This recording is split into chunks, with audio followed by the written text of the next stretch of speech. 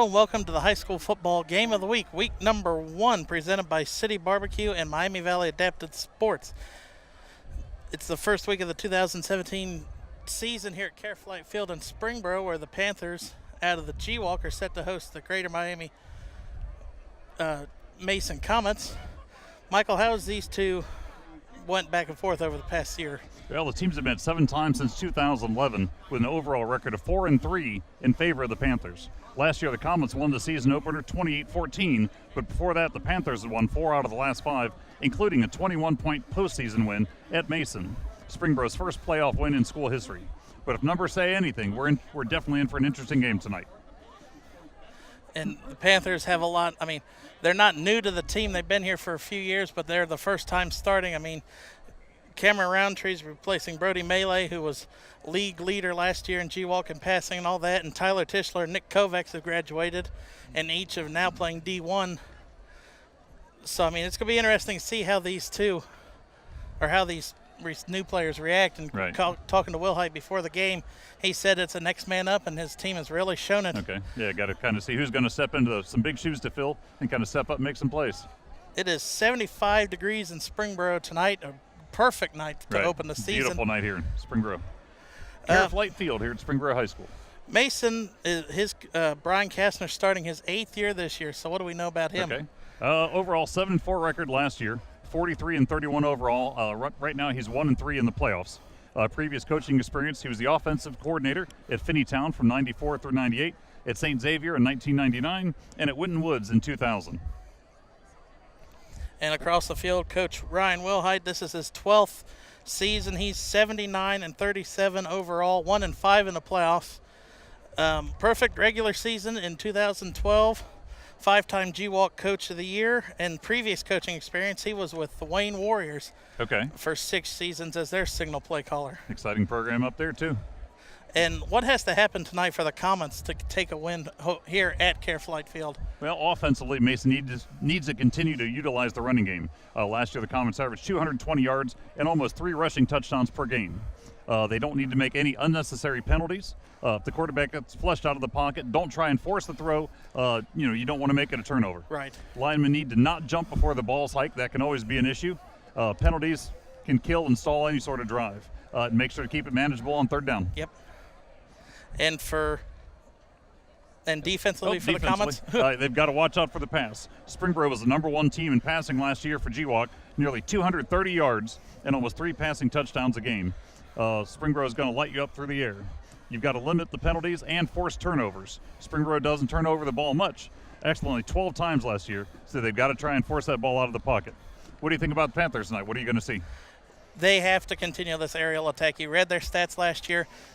Senior quarterback Cameron Roundtree, this is going to be his first start, but he's had perfect watching under Elijah Cunningham 2 years ago and Brody Melee last year, so he knows the play system, and Springboro doesn't change it up. So I think if the Comets can get back there to him, or if they can't, they're going to have a long night. Okay. And defensively, they have to limit the penalties. There's a lot of younger players out there on the defensive side of the ball, so you got to just not contact with the receiver going down the field and stay on your side of the ball. Keep that play alive. So, all right.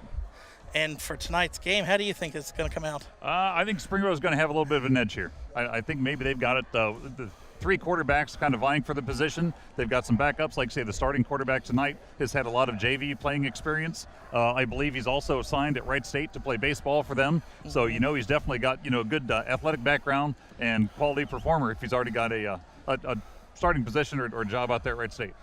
How about you? I'm going to take the Panthers, too, to win. Make it 6 out of the last 7 here against the Comets. Okay. I think it'll be an easy win for them tonight. Okay. Build momentum for the rest of the season. Okay. I don't know about easy, but we'll see. Yeah. Should be an exciting game.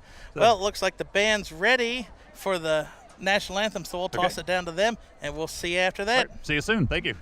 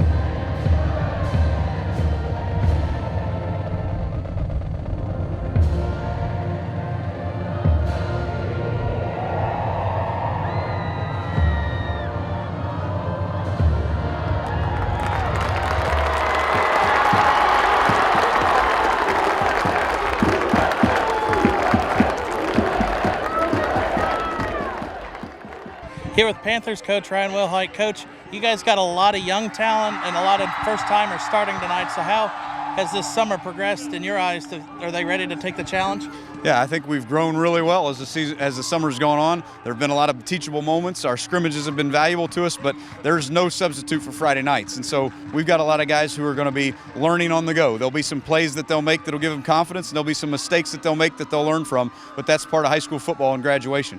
And has the loss of Melee, Kovacs, Tischler, has you seen that in practice, but how has the guys stepped up in their replacements?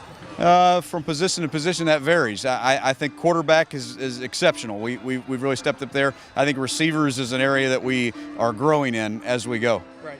And finally, you've won 4 last 5 games against Mason. So what has to happen tonight for you guys to get another win? Well, first, I think it's always a really, really tough game. I think the two teams are always very evenly matched. So I think when you play teams that you think are similar in skill and size, I think it always comes down to protecting the football, making sure we're not turning on the wrong side of that turnover margin. And I think we got to tackle on defense. That's something we've really emphasized in the offseason. We got to be better than we were last year. All right, thank you. Good luck tonight. Thanks. Go Hornets! Go Hornets!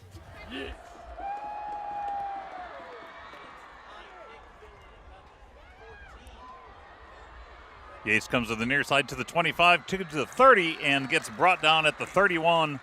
Looks like by number 50 for the Comets, and that is Jake Bratcher. So we're going to have 1st and 10, looks like from the Panther 31-yard line. Springboro in the blue and white on the left side of your field. The Mason Comets in the white uniform with green numbers on the right side of your field currently.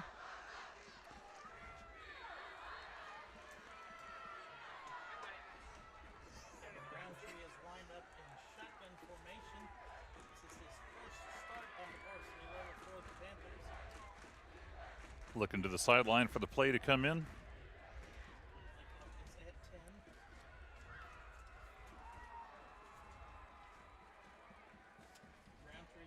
Takes the pitch, runs to the right, but that's to the left.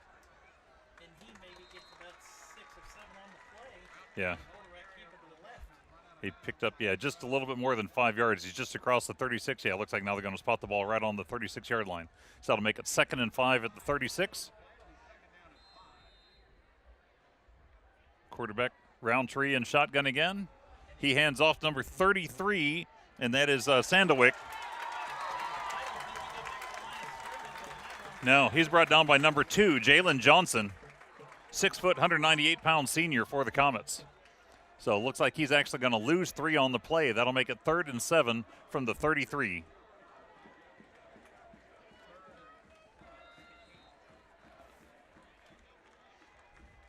Not quite the start the Panthers were hoping for, I don't think. Quarterback under pressure, passes across center. It's caught at the 40, 45-50. Down to the 45, and who we got there?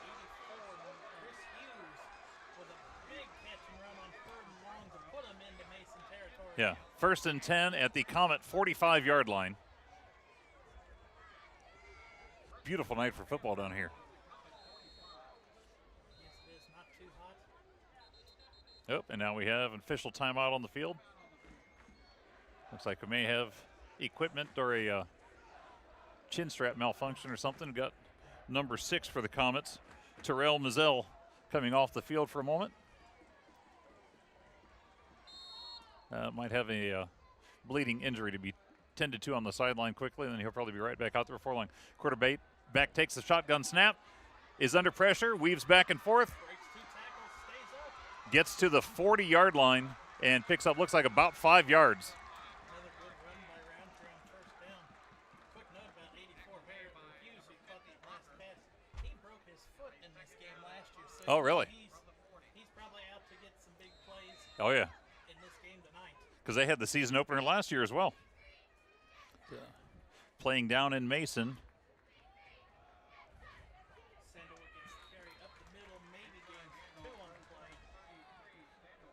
Mason took the season opener last year against the Panthers, 28-14 in Mason. 3rd and 7. Looks like we had some early motion on the defense on the bottom side of your screen. We'll see what the penalty is going to be marked off to make it official.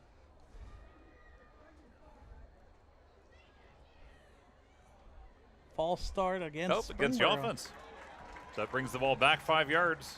And looks like it's going to make it 3rd and 8 at the 42 of the Comets.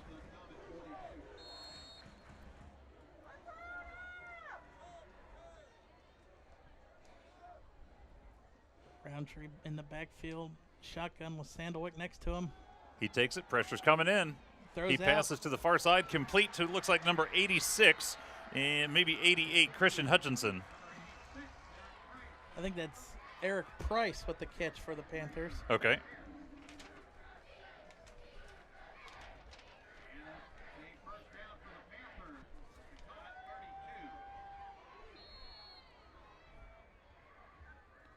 Roundtree back to pass. Looking to air it out. No, he tucks it and runs. He's got room along the first- sideline, goes out, looks like about the 23. That might be enough for a first down.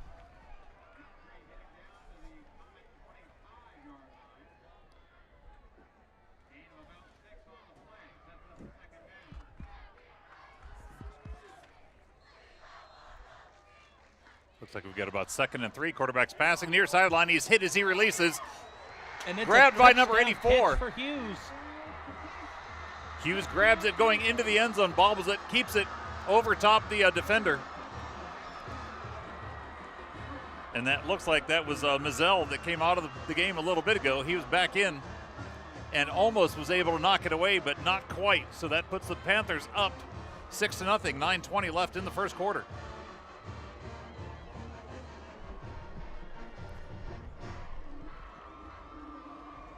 If we could see a replay after this, I want to watch how Roundtree takes this hit. Oh, yeah. Yep. Coming off the edge and Kick is up and good from number 99, Connor Luksic. So Panthers take a 7-point lead, 5:40 into the game.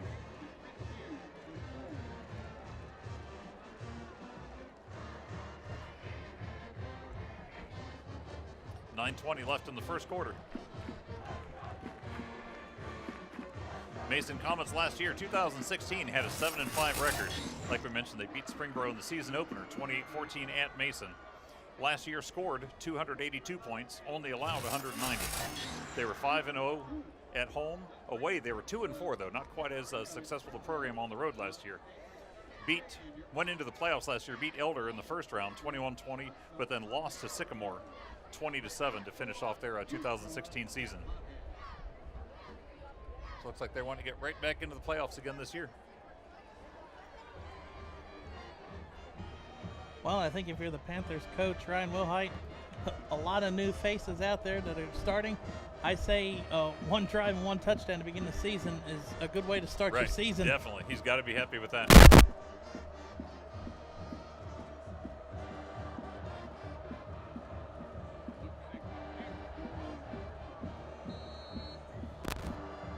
Ball's on the tee at the 40-yard line. And we have, looks like number 39 back to kick. It's fielded at about the 6-yard line by the Comets. He's running up the field, and he is hit in the backfield. He's dropped, it looks like maybe the 13 or 14-yard line. Correction, that was Luksic, number 99 again, making the kick. Maybe 37 with the tackle for the Panthers. Chase whips.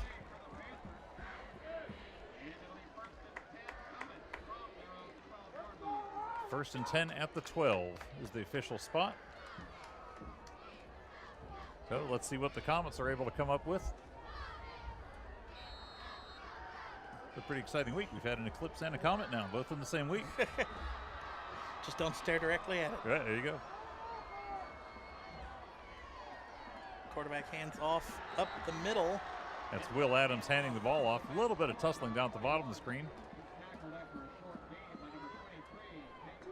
Run by number 23, Cole Pierce. Tackled by Peyton Standifer for the Panthers. So we have second, looks like about 6 yards to go. Adams back in shotgun. Looking to the sideline for the call. He gets it. Springboro defense is itching to go. Caught by number 9, Austin Croy, on the right side or left side of the field. That's just enough, just across the border for a first down. 1st and 10 at the 23.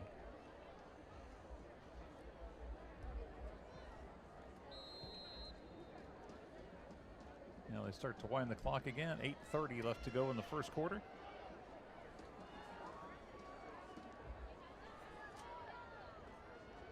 Adams looking over at the sideline for the play.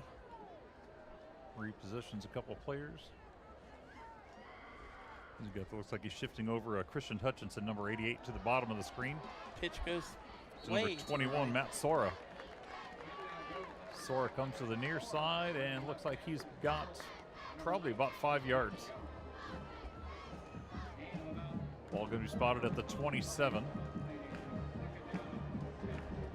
2nd and 6 at the 27.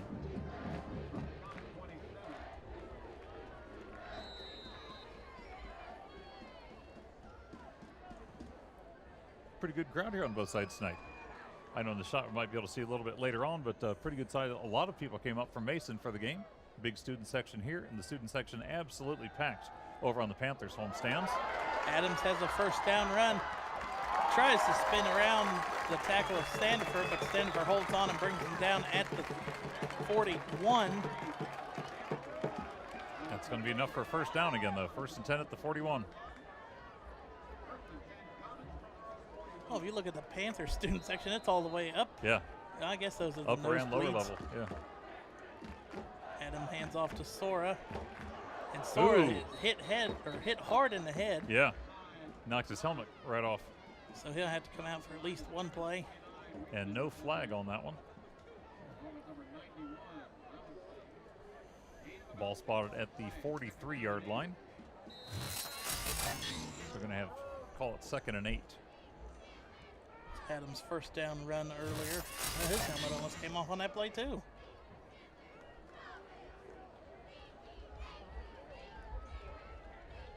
Adams back in shotgun. 2 receivers far side, 1 to the near side. Fakes Keeper. the handoff. And wrapped up by number 65. That is Cameron Piper, 6'3", 220 senior for the Panthers. Drops them for a loss, and looks like they lost about 3 yards on the play, so we're going to have 3rd and 11 from right on the 40-yard line. That was almost a turnover. That was a bad exchange between the quarterback and running back. It looked like Sora was planning on keeping it, and Adams pulled out the last second and bobbled it. Now, number 18, Alec Dardis, for the Comets, just checked in. He's one of the wide receivers, top of your screen. 2 receivers up there, 1 at the bottom. Quarterback shotgun. He drops back to pass, looking to the near side. Completes Nice to number one-handed 21, catch. Sora. Sora finds a gap, moves across midfield, and down to the 49. Yep, that's a first. 1st and 10 into Springboro territory at the 49-yard line. An excellent play by Matt Sora. First off, he caught it, catches it with one hand. Yeah, nice comeback after the tackle for loss, and able to come back and make a nice play for a gain. Makes one person miss, uses the pick wisely, and jumps for a first down for the Comets. 3 receivers to the top of the screen. Handoff comes to the near side again to Sora's. 21, Sora. And Sora moves down, looks like to the Panther 41-yard line. So a pickup of 8 yards will make it 2nd and 2 at the 41.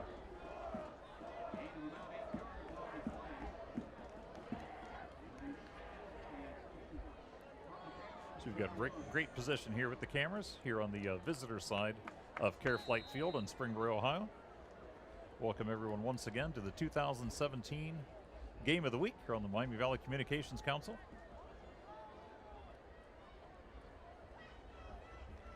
High snap. Adams doesn't keep it. Nope, hands off again to Sora. Sora goes down to, looks like the 37, maybe the 38, depending on the spot. It'll be enough for a first down. Ball's put down on the 37-yard line. 1st and 10, Comets.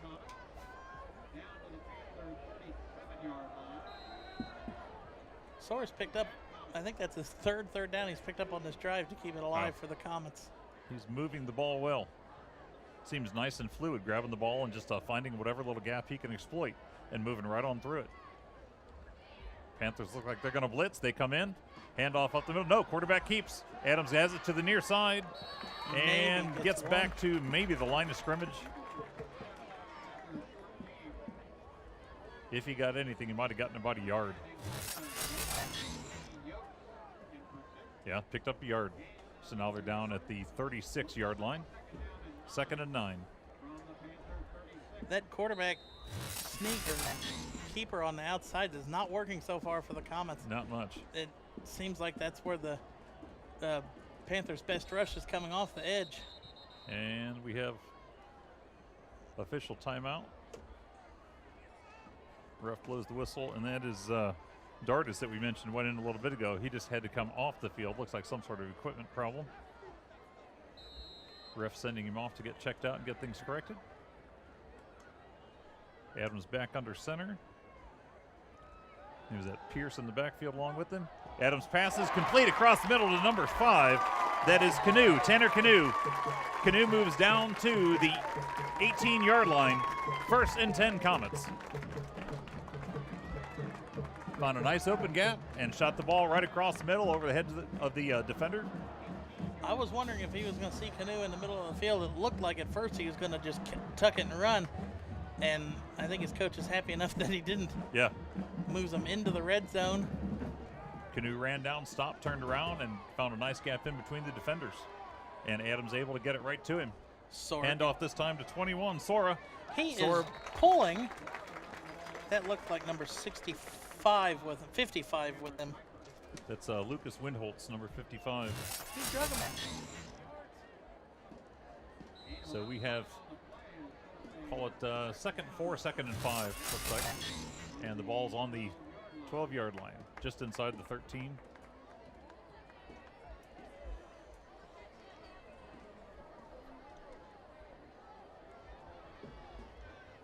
Sora lined up in the backfield again, 2 receivers to the top. Sora gets the ball, and I believe that's a false start. And we have a flag on the far side. Yeah, Sora stopped for, looks like no gain, maybe even a loss of a yard.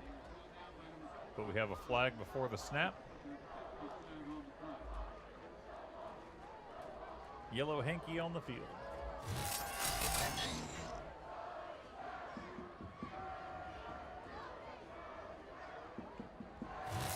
Early motion against the Comets will bring the ball back 5 yards.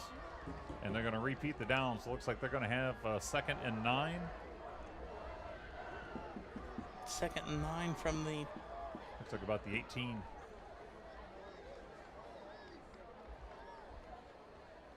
You see down there in the bottom left of your screen, Coach Kastner for the Comets is absolutely livid. Not sure whether it's at the players or at the referee for the call. Well, if I'm a player, I hope it's not me. Right. The clock winds again, 4:51 starting now. Late substitution. Looks like number 15 comes on late. Jack Lenchik coming in to help out the offense. Lines up as wide receiver on the near side, along with Tanner Canoe, near side as well.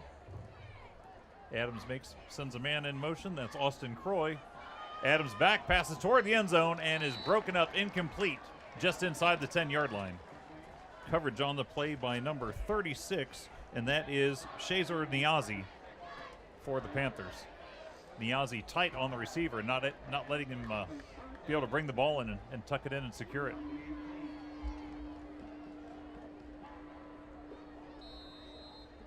I'm surprised they didn't go to Sora on that play. I mean, he has been able to pick up at least 5-6 yards every time he touches the ball. Yeah. Now it'll be interesting to see if they give it to him here at 3rd and 10. Depending on what he can get, maybe put him in a situation to go for it on 4th down. 3 receivers top of the screen, 1 at the bottom. Adams looks to pass to the top of the screen. He's got a man open near the end zone. Passes down to just inside the 10, and the ball falls incomplete. Looks like he was passing for number 5, Canoe. So we're going to have 4th and 10, it looks like. And on comes the field goal unit. the Comets.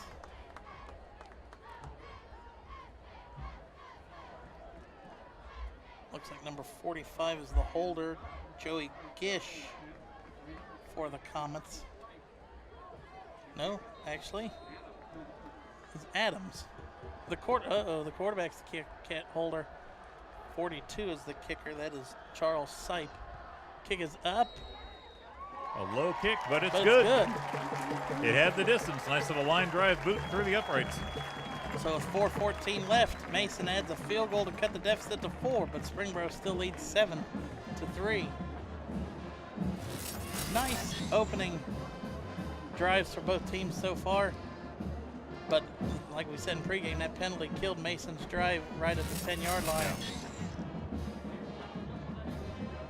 But if I'm Mason defensively coming out on this possession, you've got to try and get somebody in the backfield to try to disrupt Roundtree. Right. Or Gonna at have to least break it up a little to bit. contain him to where he's not going to take off for 7-8 yards on you. Yeah. We gave some of the background on the comments a little while ago. Panthers last year, 2016 season, ended up 8-4, 4-1 at home, 4-3 away. So did a little bit better on the away games than the Comets did, scoring 390 points and only allowing 376. So pretty much even, with just a slight advantage on there. Once again, they lost last year's opener to Mason, 28-14 down in Mason. Panthers currently ranked number 94 in Ohio and 1,295 place in the country. Not a bad position to start out the season in Springboro, Ohio. The Comets currently ranked 28th in Ohio and 417 in the U.S., according to Max Preps Online. Kick is up. Ball's fielded at the 10-yard line. It's Willian Yates. Yates is across the 25 to the 30, and looks like at about the 32. So Panthers will take over 1st and 10 at either their own 32 or 33, depending on the final spot. Looks like they're going to mark it right on the 33-yard line.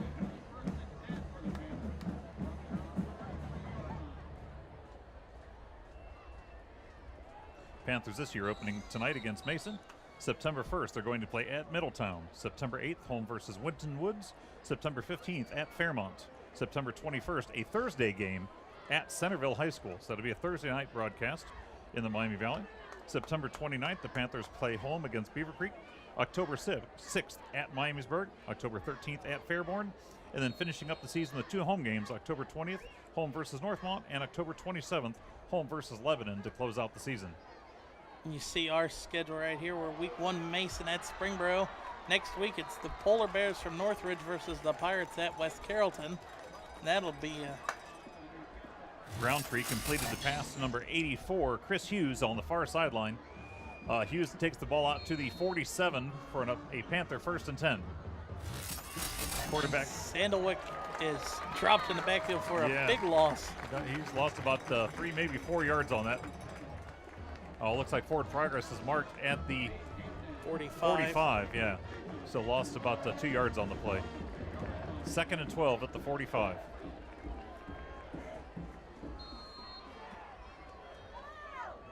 Back to pass. That's Yates with the catch on the outside, and he spun down maybe at midfield. Yeah, you're going to mark him at the 48. Looks like his knee went down at the 48, so he picked up about 3 yards there. It's going to make it 3rd and 9.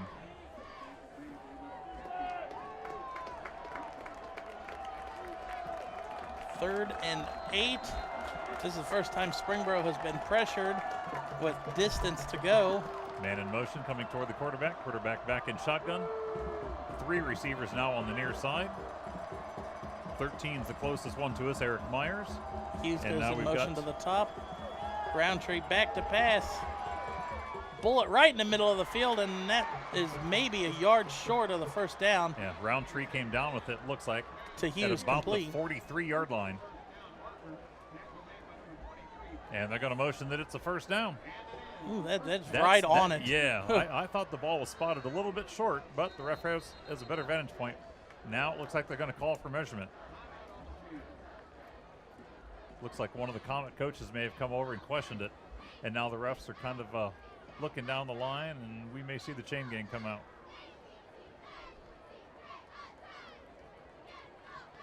No, they're calling it a 1st down. Well, Maybe. First Yes. down. There's the official call from the head referee.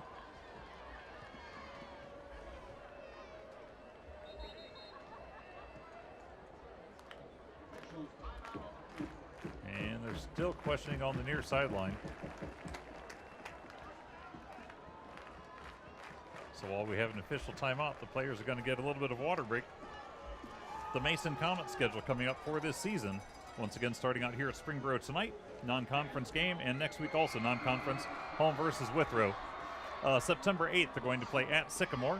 September 15th, home versus Hamilton. September 22nd, home versus Lakota West. September 29th at Coleraine. October 6th, the home game versus Middletown. Away again on October 13th at Princeton. Final home season is October 20th, home versus Fairfield, and finishing out the season October 27th at Lakota East. Not an easy schedule by far for either team. No. Mason's going to finish out 8 conference games, starting out 2 non-conference and then 8 conference games at the end. Panthers look like 3 conference games, all I saw on the schedule. No, Centerville's another, so that's at least 4 on there. And Fairmont should be 5, so there should be 5 conference, I think, on there. Tonight's MVCC High School Football Game of the Week is being recorded by the Miami Valley Communications Council and media students from Kettering Fairmont High School. Go to our website, mvcc.net, to find a schedule for rebroadcasts of this and other games throughout the year. Pass is complete to the far side. Receiver's got room. He spins free and is dragged down at about the 28-yard line. 13, that is Eric Myers for the Panthers with a big catch and run up the sideline. Yeah. After the while we were chatting a little bit, the official call was that it was a first down. So the Panthers had a first down, immediately picked up another first down. And another referee stoppage. Yeah, we've got a shoulder pad underneath the jersey, so they're going to shift that. It looks like Camden Woods shoulder pads trying to escape the jersey confines tonight. They've got him all tucked back in and all ready to go. Quarterback takes it, comes to the near side, finds a bit of a gap, jumps over one of the defenders, and moves down to at about the, we're at the 22, 23-yard line. All the other referees all the way up there.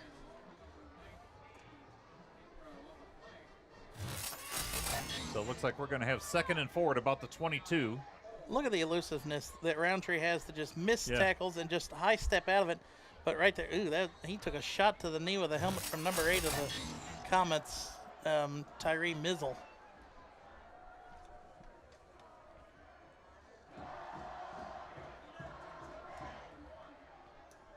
Now 3rd and 1. Ball on the 21-yard line. Run goes up the middle. That looks like number 33. And that's Sandalwick. And that's enough for another Panther first down.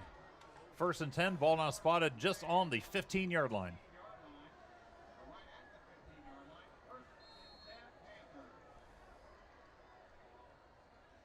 Gates goes in motion from bottom to top. And Roundtree Quarterback keeps it. He drops his knee. His knee falls right about the line of scrimmage. Looks like they're going to down the ball. He might have gained about a yard. Maybe a long 2 if he's lucky. Hey, a terrible spot. Yates now motion bottom to top. He's back to pass. Receivers tied up, and ball sails a little bit long, out of bounds, and now we have a flag. I believe that's pass interference, Yeah, and I would looks agree like with the referees. Is that 6 for the Comets? Yeah, Terrell Mazzell. Never turned around to see where the ball was. I think he knew he was beat and wanted to make sure to give the guy a little extra bump, keep him from catching the ball. And it seemed to work, except for that flag. It is a pass interference, and that'll put it. Will that put it at the 1? I'm not sure if they're going to go the full 15 yards or if they're just going to split the distance. We'll see what they mark off here. Looks like it's going to put them on the 5 or the 6-yard line. Can't quite tell exactly from where we're seated at. Looks like it's right in the middle. So it's 2nd and short, only about a yard to go. And Yates the ball on the spotted end on around. the 5. Yates will find it. Yeah, that'll be close. He extends and gets it across the plane. He's into the end zone. So Gates was about to go down and stretches it. I don't know if we can see the replay on that, but you'll see Gates go up toward the top of your screen. Here comes the City Barbecue replay. Thank you, City Barbecue, for doing that. He extends his out. knee was on the Comets. It looked like it was 68. 67, Emmerich Mosier. Nice reach out for Yates to get a touchdown. Lusk kick on to kick the extra point. It is up. And it's good. Springboro leads 14-3 with 58.6 seconds left in the first quarter of the 2017 MVCC Game of the Week.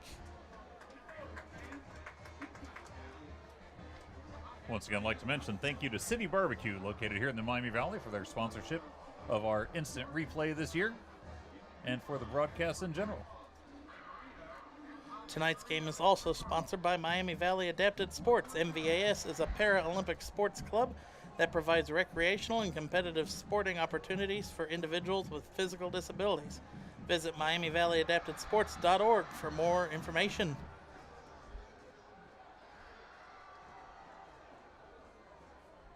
That is standing room only in the Springboro student section. Yes. And I am glad I'm not a shoulder, student packed. anymore. Yep.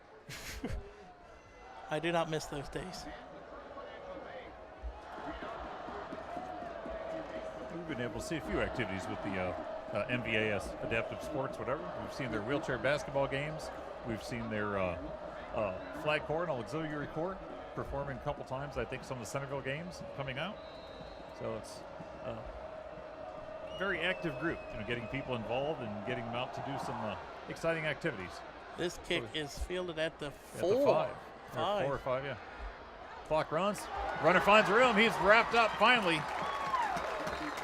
Brought down, looks like, by At the number 38. 40. Lincoln Troxel wrapped him up, and then a second player came in at the end to kind of finish him off. Ball is spotted on the 30-yard line where the Comets have it, 1st and 10.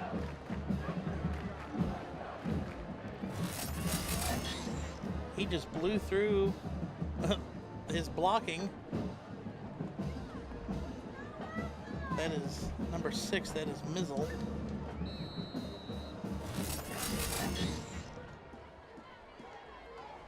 So Comets 1st and 10 at their 30. Pitch goes to the far side. That's Sora. Sora Sora's still drags- going. Yeah. And drags that might the be defenders. enough. And he looks like For he 9 might be about a yards. yard short, yeah. Ball's going to be spotted at the, what do we got here, the 37, just inside the 38.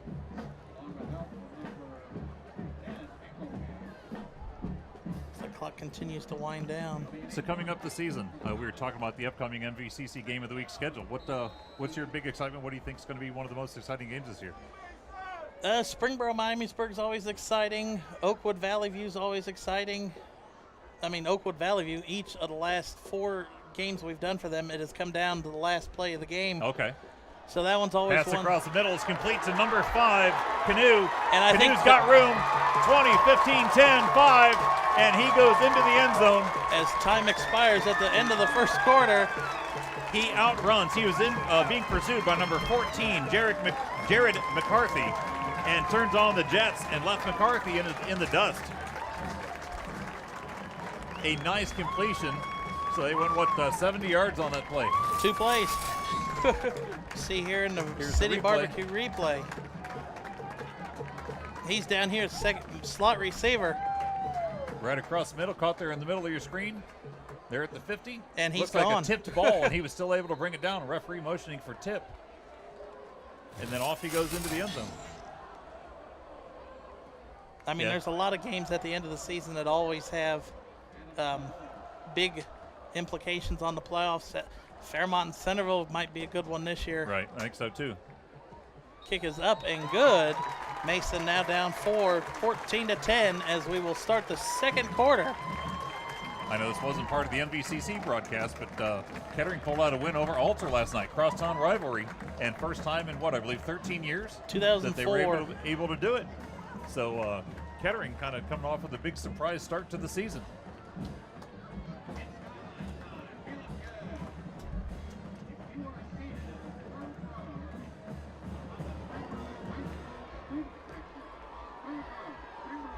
Well, this one's heating up already. 1 quarter of play, and it's already looks like this one's in for a doozy too. too, if you'd like to check out more information about the Miami Valley Communications Council, check out MVCC.net if you'd like to learn more about the programming or perhaps even get involved. Go down, take some classes, learn how to operate the equipment, and come up with possibly your own programming or take part in some of the current programming that's already on air. You can check out your local community access channels, click on your particular city, and then choose whether you want to look at school programming, city programming, government programming. Here, like if you want to watch one of the Game of the Weeks, you can click on, so let's say Springboro, look on Springboro's channel, click on the school activities, and then you're able to pull that up, and it'll show you the broadcast schedule for everything that's going on and when the replays will be. Or if you go to MVCC.net, you can stream the games later on. A flag on the play. There we have a flag. That would have to be offsides on a kickoff. Yeah, that was offsides, immediate. Yeah. Offsides against the Comets. Ball was fielded at about the 28-yard line. One of the guys up front looked kind of surprised to be receiving the ball. He's thinking, hey, I better get catch this. that. Yeah. I get to do something new tonight. So they're going to move the ball back to the 35. Yep. 5-yard penalty for the offsides. Will move the ball back.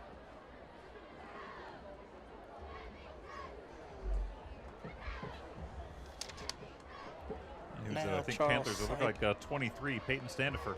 Looked like he was the one who received the ball originally. He's normally hitting the person with the ball, not catching the ball. Now Sipes looks like he's ready to kick off again.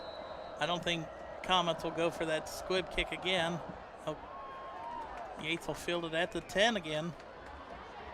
He's looking for had a nice block to open up a little bit of room, although we have a flag. And I think it's a fumble, and Mason recovered it. But I'm thinking, I don't think the penalty matters now. No. Let's see what they're going to call, whether the penalty killed the play beforehand or not. It may have been a block in the back to set up that return. We'll find right out. Here. Yep. See if we can get the replay going. And if so, it looks like about just to the right of the middle of the screen.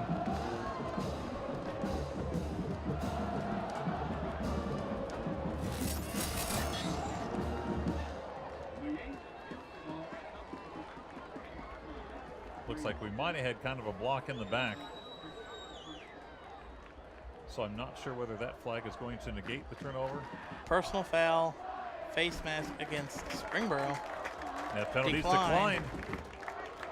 And Mason will have the ball at the 21. Wow. Big turnover, big change.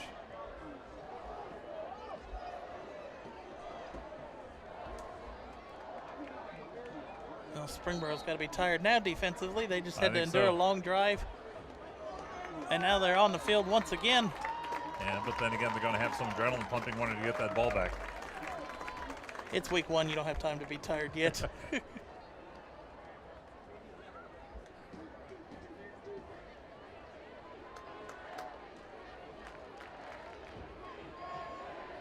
Quarterback in shotgun. Hands off to Sora. Sora up the middle. And he's going to gain maybe a yard or two. Yeah, it looks like he's going to be right about on the 20. So picked up about a yard. 2nd and 9 at the 20, we'll call it.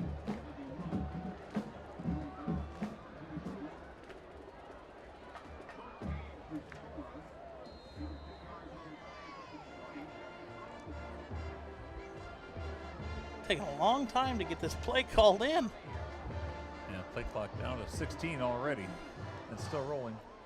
2 receivers on the near side, 1 receiver at the top of the screen.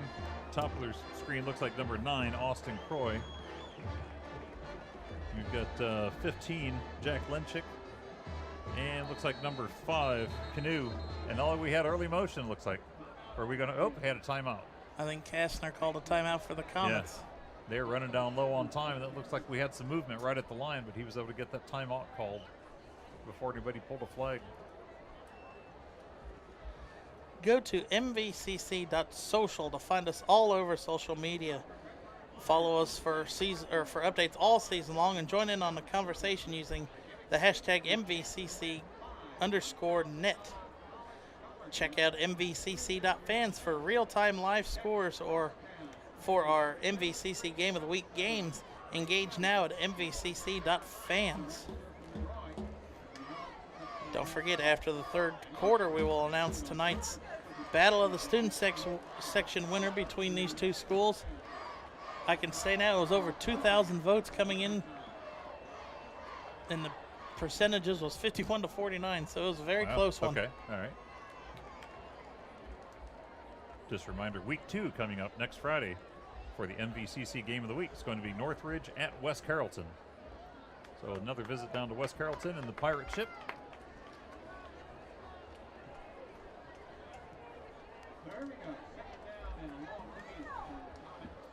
First time ever doing anything for Northridge. You know what their mascot is? Not a fan. The polar bears. Really? Okay. Yeah. All right. Never thought I'd see a polar bear in Ohio. Pass falls incomplete. Broken up, looks like by number 19, Max Yost, playing defensive back. And he's able to get in there and bump the defender right as he got the ball and keep him from wrapping his hands around it. So we have 3rd and 9 at the 20. And I'd call that a long 9 too. I mean, if you're Mason, you had to pick this first down up. Springboro gave you a gift with fumbling the ball on that kickoff. You have to take advantage of it. Right. But then again, if they don't make it, they've got a couple more downs.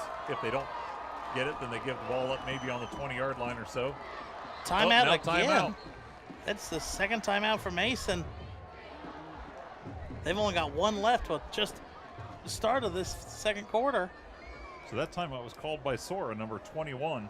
He had a man in motion, and it looks like Sora saw something he did not like and wanted to stop the play before it went any further. So 10:57 left on the clock. Panthers with a 4-point lead, 14-10. Mason has the ball, 3rd and 9 on the 20. Coming up at halftime, looks like we're going to have performances from, I believe both bands are out here tonight. In the background, you hear the Springboro Panther Marching Band, just by the student section.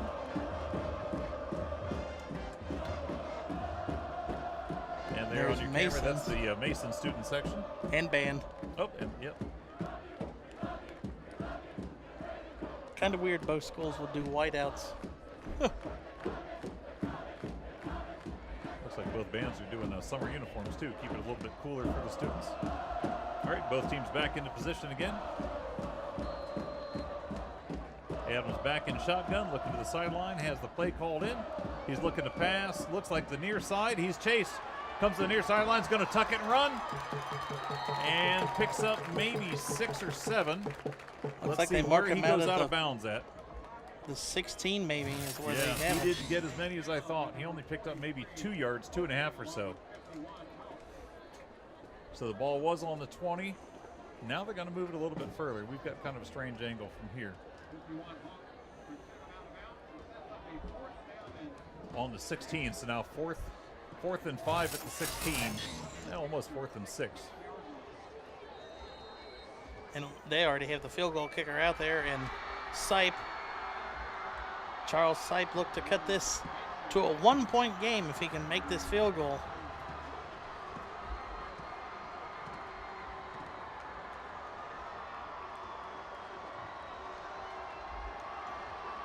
Holds good, kicks up, and it's blocked. It's blocked. It's a live ball. Burrow can pick it up. Well, they just fall on it. He picked up and then dropped it. The ball was touched at the 40-yard line, and then the Panther player lost it. But the Panthers come up with the ball. On the previous play, the long snapper is number 57. And I just saw a flag go up into the air, I believe. Zaid Hamden is the long snapper. Holder was number 1, Will Adams, and kicking it was number 42, Charles Sipe. Didn't see exactly who blocked it, but once again, an exciting play, kind of a big change there at the finish. So refs chatting back and forth. Let's see whether first possession, whether the ball was down, or what the official call is going to be.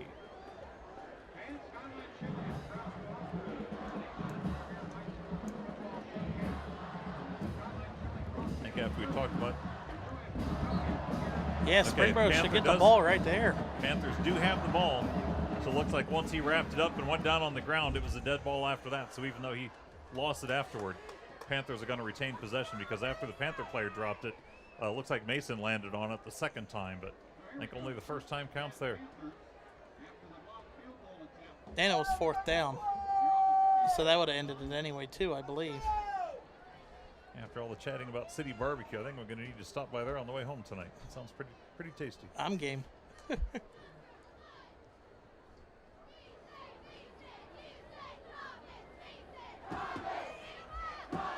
live close to the one in Centerville. And sometimes if the wind's just right, you get that wood smoke float through the neighborhood. Oh. It's delicious. So just walking Eat the down air. through the neighborhood or going in or out of the house and smelling that wood smoke and barbecue scent. Quarterback looks to the far side. Play is getting called in. Sandalwick now on the right side of Roundtree. 2 receivers top of the screen. Roundtree spin move around. Looking to pass to the far sideline. Has a receiver at the sideline. Almost picked off. Yeah. And looks like the defender came down with it, but out of bounds. So no good. And then he went right into one of the benches on the far side, but looks like he's all right. I think the bench was more worse for the wear than the defender was. Is that Yost, I think, breaking up the play there? Number 19? I believe it was. Roundtree back in shotgun. Passing to the near side. And that one is intercepted by number 8. Tyree Mizell gets the ball. And the Comets take over 1st and 10. Mizell lands on it at the 45-yard line. He read this one perfectly coming out of the pass. Just outside of the replay shot. But Mizell was able to see the ball coming, stepped right up in front of the receiver, grabbed it, wrapped it up, and dropped to the ground. That's 2 turnovers in the second quarter for the Panthers already. So they start out nice field position, 1st and 10 at the Springboro 45-yard line. The ball on the near hash mark. If you're Springboro's defense, you're like, what do we have to do to stay off the field more than one play? Yeah.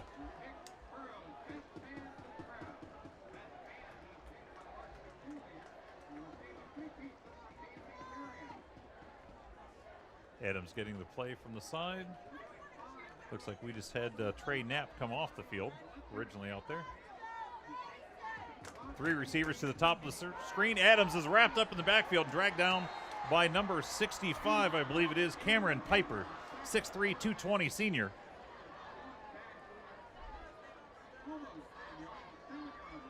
So lost where he's marked down at the 48-yard line, loss. so 7 yards back. 2nd and 17. He grabbed a hold of that jersey and did not let go. Right. Wrapped him up and swung him to the ground by it.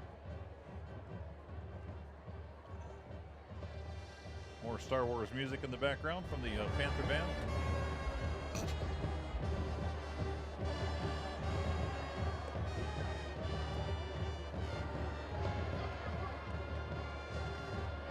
That might actually be some of the original Gustav Holst, The Planets music. Pass sails is out of the way incomplete. of nobody. Looked like it was intended to number 18 maybe. Alec Dardis for the Comets. 3rd and 17. This is where the Springboro's defense needs to step up. And really, so far this second quarter, Mason has not utilized Sora like they did on their first couple drives. No, not as effectively, you're right. 3rd and 17 now from the 48-yard line. The 3 receivers come down the middle.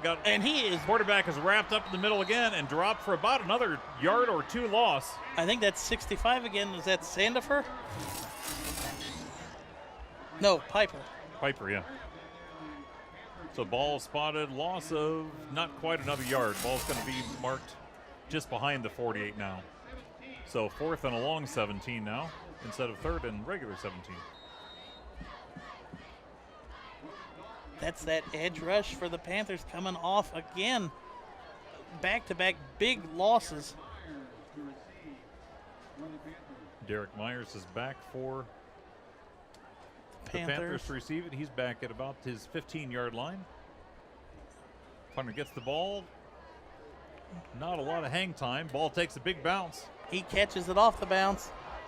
Comes No out to blocking. the 25 and is knocked out of bounds. At the And that is 25. by number 55. Although I don't see a 55 on our 32, I roster. believe.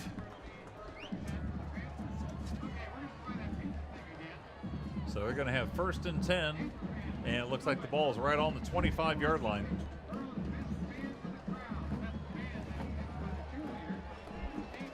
Sounds like the home field announcer is listening to you. He's talking about the MVCC fan of the game. There we go. Remember, tweet or post your pictures to Instagram using the hashtag MVCC_net.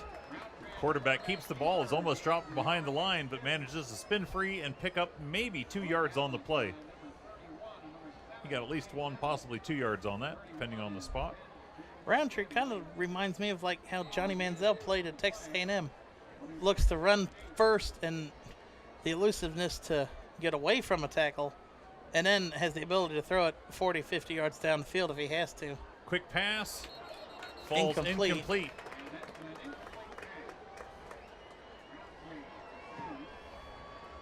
Now this is going to be a quick 3 and out for the Panthers, and their defense is like, oh my, we got to get ready to come back out here again. Looks like pass went over the head of Yates and then to the other receiver, and I believe that was Myers on the near sideline. And I don't quite think Myers was expecting it. You see Hughes, number 84, at the top of your screen. Haven't really called his name since he had his big touchdown catch. Now we've got Yates wide out on the bottom of the screen here. Hughes comes in, fake the handoff to him, and he's going to... Quarterback chase, he's got a little bit of room, flag on the far side, and quarterback goes out at the far sideline at the 30-yard line. Plays like that is normally holding.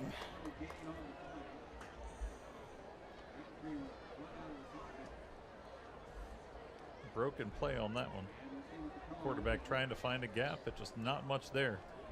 Has to tuck it and run out of bounds.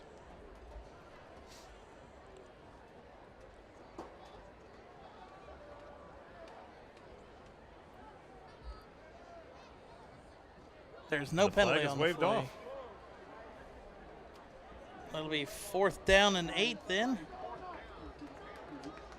And now Springboro is on to punt for the first time this evening.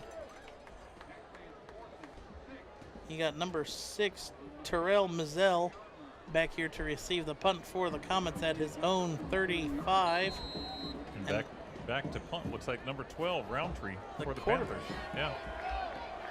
He's doing all sorts of positions out there tonight. Well, maybe they're not going to punt. I don't think with this field position they're going to have to. Nice kick. Nice booming Nice kick. haul. Nice high kick. Lands at about the 34. Bounces. Oh, makes the is fielded defender at the miss. 20. Makes another one miss. And finally tackled at the 21, maybe the 22. Yeah. So Mason takes over 1st and 10 from their own 22-yard line. 7:43 left. Springboro, though, still leads 14-10. Both teams came out of the gates really strong on each of their own first 2 drives scoring. But you see here, catching a ball off a bounce is always hard. Making a defender miss, Yeah. but with no blocking back there, you really can't afford to, or you can't keep breaking tackles. Adams in shotgun, looking for the ball. Takes the snap. Hands off to Sora. Sora comes to the near side, gets past a couple tackles, and is stopped by about 3 other Panther defenders, and is stopped at the 28-yard line. Pick of about 5 or 6, yeah. So we'll call it 2nd and 4 at the 28-yard line.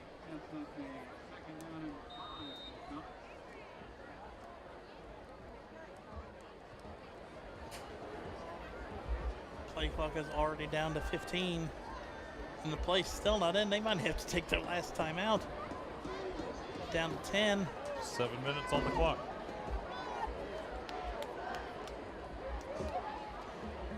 Going down to the wire on this 3, one. 2, 1. That's a delay of game. Where's the flag? unless they called their final.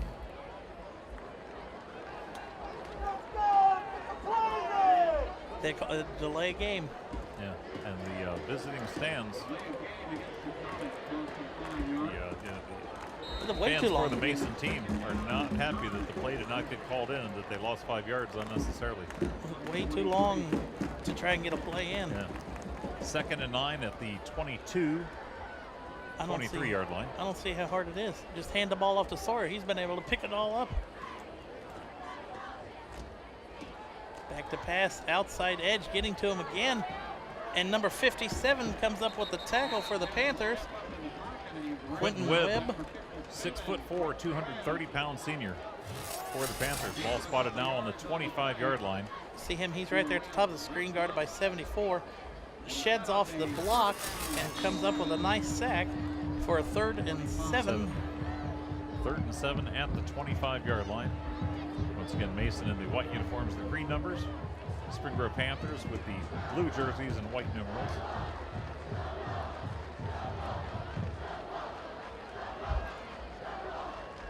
Mason trying to make something happen, just not having much luck so far this That quarter. pass looked deflected, but catches tipped it out of the air. But caught, and it's going to be a 1st down, 1st and 10 at the 35-yard line. Caught by 15. Comet's able to convert on that play. So 15, Jack Lynchick comes down with the ball.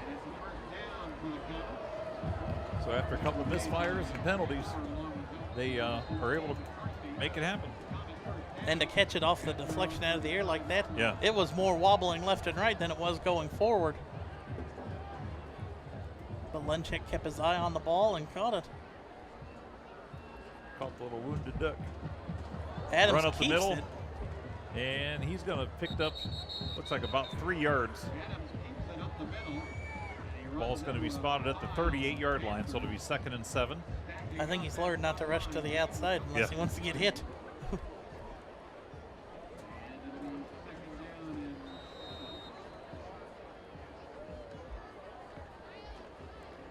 Just over 5 minutes left in this first half, in the first game of the 2017 season.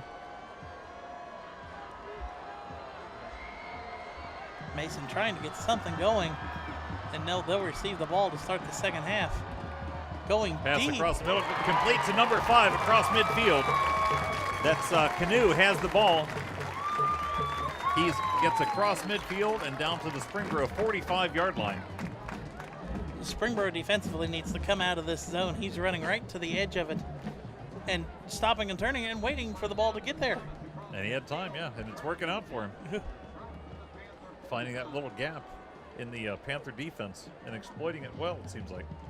He was the one who had their long touchdown, I believe, wasn't he? That was too long ago. 1st and 10, 45 on the 45, 4:35 on the clock. Sawyer Run gets comes the to the handoff. near side, looking for a gap.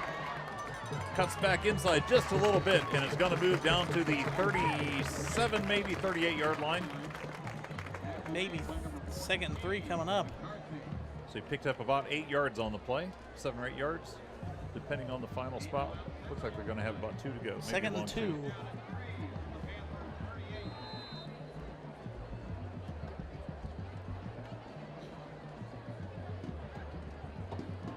Mason's no huddle offense compared to Springboro's no huddle offense is too different. I mean, Mason will take time off the clock. Adams is being chased. He goes to the far side, being chased by number 19, flag in the middle of the field. Adams goes outside. No, he's brought down infield, so the clock does not stop, although we do have a flag on the field. That ref has an arm on him. We're going to have, yeah, He threw that one from the sideline and it almost got to. we've got a holding call. The flag is right on the 40-yard line. Now it'll be 2nd and 12.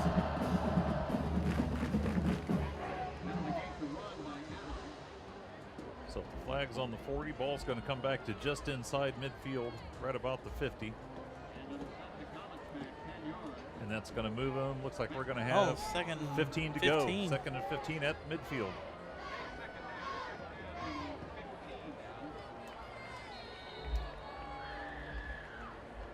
Looks like we've got more people coming into the Springboro home stands while the game goes on. everybody's out enjoying a nice evening tonight. We had a lot of people kind of milling around the end of the field, down where the band was warming up, down by concession stands, now kind of getting ready to come into their seats, it looks like. Adams back to Passes pass. across the middle, complete! And he holds on as that is number 88. And that is Christian Hutchinson, 6'4", 210 senior. So bullet from Adams to Hutchinson. Was able to get those arms up there, grab that ball, bring it down in. Looked like tackle was by number 34, Calvin Walters. Springboro takes one of their first of the 3 timeouts with 3:24 left. 1st and 10 on the 33-yard line. Well, right now, Mason looks like if they can score on this drive and they get the ball back, they'll have all momentum on their side, as Springboro's not really been able to do anything this second quarter.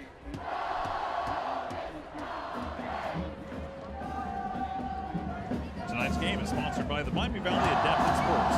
MVAS is a Paralympic sports club that provides recreational and competitive sporting opportunities for individuals with physical disabilities. Visit MiamiValleyAdaptedSports.org for more information. Check out MVCC.fans for real-time live scores or our MVCC Game of the Week games. Engage now at MVCC.fans. And remember as well, tonight's MVCC High School Football Game of the Week, week number 1, is being recorded by the Miami Valley Communications Council and media students from both Fairmont and Centerville High Schools. Go to our website, mvcc.net, to find a schedule for rebroadcasts of this and other games. Coming back out of the Springboro timeout. I think that timeout was just to maybe get the defense some water, as they've almost been on this. They've been on the field, I think, almost the whole second quarter. Yeah, quite a bit of it. 3:24 left. Panthers with a 4-point lead. Mason's looking to even it up or take the lead before halftime. Passing deep for number 5 and sails out of bounds. Passing intended for Tanner Canoe. A little bit too much air under that one. Yeah. Pass beyond the canoe and onto the far riverbank.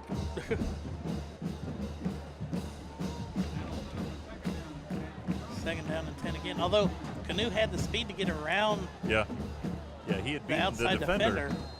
But the ball just too long and was going to land, definitely landed outside the field of play, so no good there. Adams back to pass again, rolling to the left. Has a receiver open on the middle, but he can't get it to him. I think he Pass did. is complete on the far side, but on the near side, number 88, Hutchinson, he came from the bottom of the screen, went up toward the middle, and he was wide open.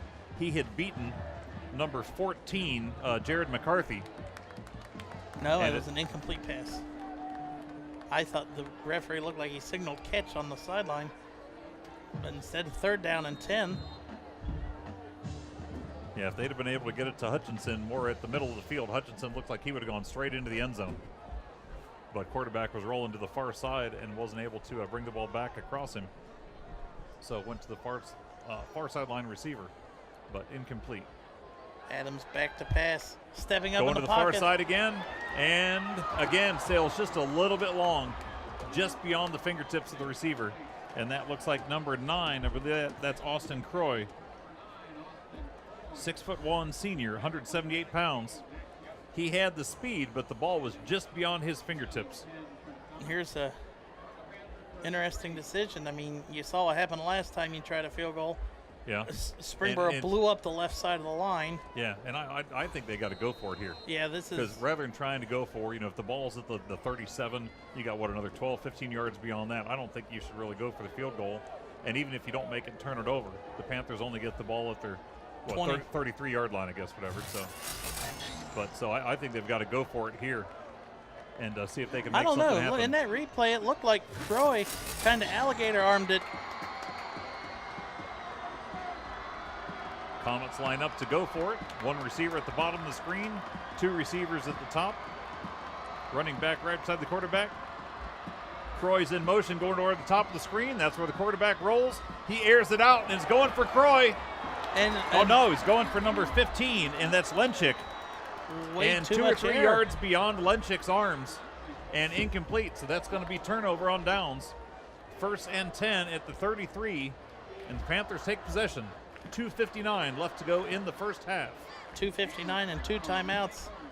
Panthers do have time to get something going in this 2-minute drill, but that was just those last 4 passes were bad ones from Adams. Way too much air under it when the receivers had the breakaway speed and the separation on the defender. Well, I'm sure that will be mentioned at halftime, and maybe they can make an adjustment. Pass is complete to the far sideline for the Panthers. Receiver goes across the 35 to the 37. And that is who we got here, number 50, I believe, Xavier Trent.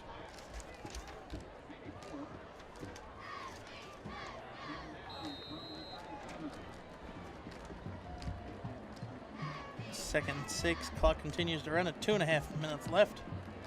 Yates in motion from bottom to top of your screen.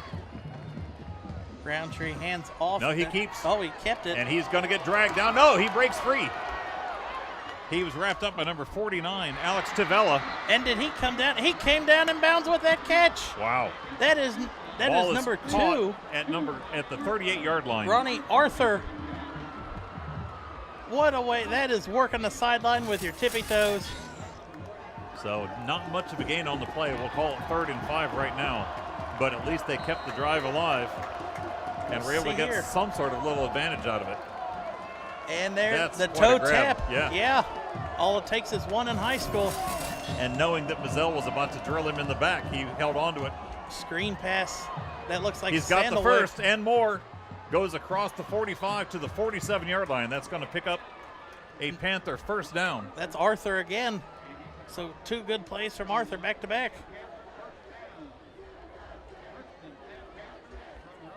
Two minutes, 10 seconds left. Clock continues to wind. Handoff goes up the middle and gains about a yard, maybe a yard and a half. And now we have a flag. I believe that one has to be on 21. We're going to have a personal foul. It looked like when he tackled him, it looked like he smacked him in the helmet on coming up.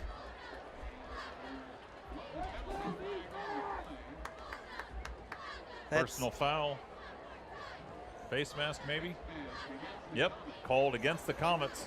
We can see a replay of that one. It was very obvious. 15 yards moves the ball down to the 35-yard line. That's a big penalty. You're trying to stop the Panthers. And you did on that play. Yeah, you make a nice stop, and then you do a foolish move with a penalty like that and give up 15 yards. The clock runs now 1st and 10 at the Comet 35. Quarterback takes the snap, comes to the near side, gets a block. We have another flag, and only going to gain maybe a yard, but let's see what the call is going to be on the penalty.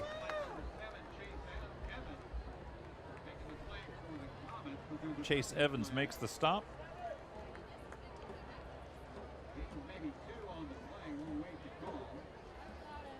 Holding call against Springboro. So that's going to be 10 yards from the spot, and it looks like they've got the ball marked where they have it at the 33. So that's going to bring the ball back to the 43, and that's going to be 1st and about 18. 1st and 17. 1st and 17 at the 43.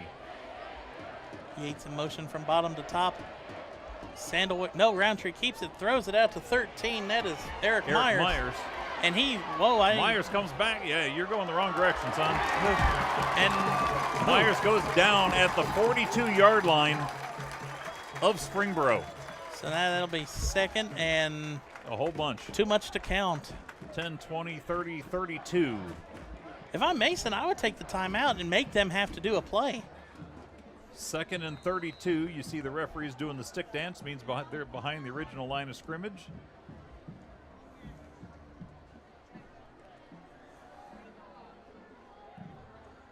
I think Springboro's coach telling them to just wait.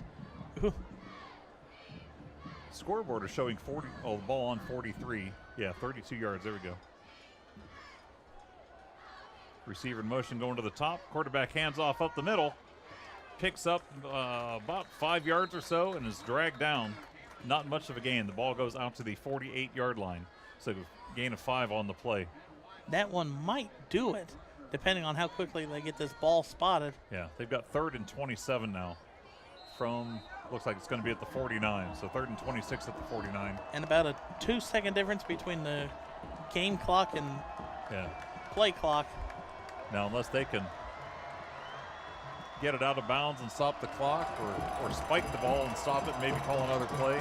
Well, they still got 2 timeouts. They don't want to go down to 4th down, yeah. Right. They might have been better to take that timeout, yeah. Quarterback Roundtree goes to the keeps far it. side. He's chased to the sideline and goes out of bounds. That looks like the 41. And that'll time do it. expires. A good first half battle between the Comets and the Panthers. Panthers lead 14-10 going into the half, and Mason will receive the second half kickoff. Exciting game so far. Yeah, what do you kind think? of what I expected it coming into the game. Yeah. Springboro really needs to work on that, on their offense, sustaining a drive and not keep their defense on for almost a full quarter like they did in that second quarter. But it'll be interesting to see how both these teams come out of the half, and it looks like they're ready down on the field for the band. Yeah, so we'll now, toss it down there. It looks like they're not going to have Mason's band come out, though. Springboro's getting ready to line up and come out and take their home field. So I don't think we have the Mason Comet band out here today, other than just maybe the pep band in the stands. Oh, exciting first half. Let's see what adjustments they make and see who's going to come out on top in the second half. Enjoy halftime.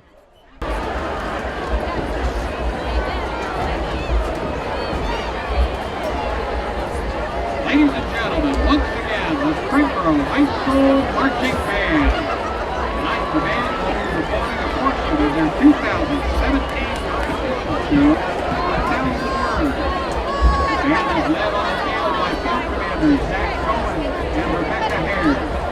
Songs featured tonight are A House Upon a Home and Hunting Weapons 2. Soloists are Austin Wilmot and Morgan Gaylord.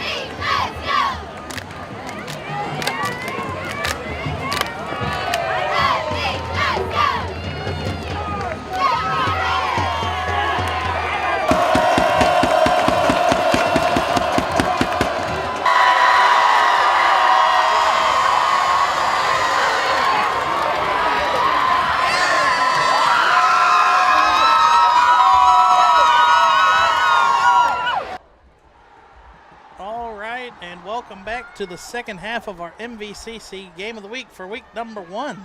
The home team Springboro Panthers hold a 4-point lead, 14-10 coming out of the half. Springboro is set to kick off. Mason is to receive the kickoff. What stood out to you in that first half that really has kept this game so close between the two? Well, I think Mason started out really well, but then unfortunately, toward the end of the second half, they just kind of faltered. They had a few passes sail a little bit long, had the penalty, which just seems like a silly, foolish penalty. Your guys are doing well. You slap somebody on the helmet or grab a face mask and rattle somebody else's cage, and it costs you 15 yards and almost costs a score. So, it just seems like they need to adjust that a little bit. I know spirits are high. It's the beginning of the season. They're excited about it. It's kickoff just like they did last year. Mason's wanting to get 2 wins in a row. But at the same time, they've just got to kind of maybe dial it back a little bit, pay a little bit more attention, take things a little bit slower, and slow and steady. They seemed to do that at the beginning of the first half, and it worked for them. So let's see if they can maybe make an adjustment. Panthers, on the other hand, seem like they're doing very well. It seems like they've been pretty consistent. They had the big play in the beginning. Other than that, it's been kind of slow and steady, and we'll see how it works out for them. What do you think? Panthers, really, they started off their first 2 drives, 2 quick touchdown drives, but other since that, their offense is kind of stalemated, and really, as their defense is what's kept them in the game so far, I think, and have kept them this lead. To fumble on a kickoff and to block a field goal, or to block Mason's field goal on that, and then to come up on and get 2 sacks to push them out of field goal range. Yeah. Springboro is relying heavily on this defense, and I think their offense needs to step it up this second half. Mason received the ball at the 5-yard line and moved out to the 25, so about a 20-yard return there. They're going to start out 1st and 10 at their own 25. Quarterback again, Adams in shotgun. 2 receivers to the near side. Handoff goes to number 21, Sora. Sora goes to just left of the center, moves out to the line of scrimmage, and pretty much stops, maybe to the 26. 21 out of the 22 players were involved in that. Yeah, I think so, yeah. Gained about a yard, maybe a yard and a half on the play, depending on final progress. Looks like a yard. That's something else Mason needs to do. They need to go back and utilize Sora. The first 2 drives, he drove them. A big 3rd down play conversion with a one-handed catch and about a 20-yard run that put him into field goal range. But since then, they haven't really utilized him except for blocking, and even then it's hard against this Springboro outside edge. But I wonder, too, if Springboro has kind of keyed in a little bit more on him. Pass comes to the near side. To Sora. Yep. Sora's got it, finds a gap, and moves out to the 38-yard line. And he put and that hard Panther hit on the ground. Wow. And he hasn't moved since he took that hit. No. You see at the end of this replay. Watch down toward the bottom of your screen. Here it comes. Sora just lower drops shoulder the boom. That's 36. That's number 36, yeah. And that is Shazor Niazi. So we're going to take a little bit of a break here while the trainers come out and take a look at Niazi. Hopefully he'll be back up on his feet just momentarily. And that was enough to pick up a first down, yeah. So they've got 1st and 10. Ball is spotted on the 37-yard line. Training staff for the Panthers is coming over to the Mason sideline.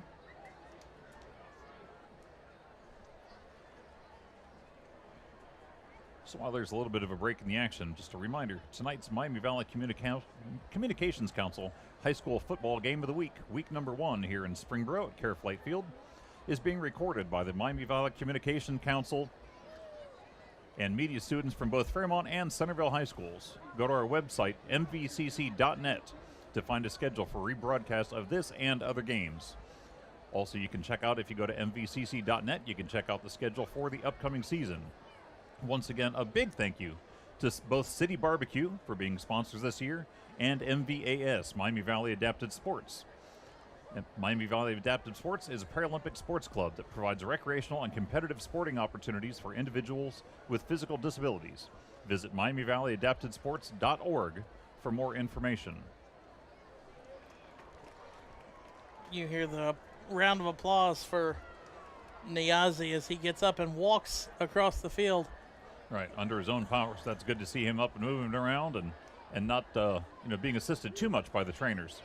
So definitely good to see. We don't want to see anybody get hurt any time of the season, but especially not in week number 1 and put too quick of an end or any end to one of these player seasons. So as we get back to the action in just a moment, once again, the Comets will have 1st and 10 from their own 37-yard line.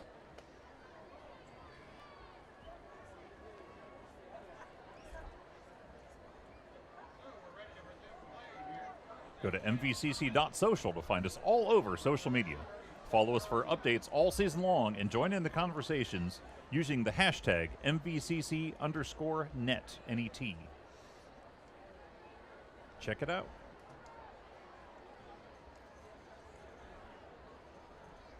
And looks like we have a bit of a glitch on the scoreboard up there. Somebody's got the clock in binary code instead of regular format, but I'm sure we'll have that corrected in just a moment. Here we go, back to live football. Adams has Sora in the backfield. He fakes the handoff to Sora. He trips. And he tripped on the 36-yard line. Yeah, he looks like he kind of overextended, trying to pick up some speed, overextended past center of gravity and tripped himself up. He lands at just inside the 42. So we'll call it 2nd and a long 5. Ball spotted just behind the 42-yard line. Dreaded turf monster with the tackle. Yeah. Now, if he'd have stayed upright, he had some room to move along the near sideline. He had probably another 5, 10, At maybe least 15 yards down to pick up, yeah. Defense shifts to the near sideline. Sora gets the handoff. He bounces to the outside. He's being chased down by number 11, Josh Collins. And Collins pushes him out of bounds just shy of midfield. There's at a penalty looks like at about the 48 or 49-yard line. You say there's a flag on the field there. I see it just across the 45 on the far side. I wonder, let's see if the replay, if Sora gets him with a face mask. I think Sora put a shove on Josh Collins' face mask. And he did. Penalty That's the call call against Mason. You got to watch extending that arm out. You can't push, grasp, or touch the face mask. That brings the ball back to the 36-yard line, so we're going to have 2nd and 11.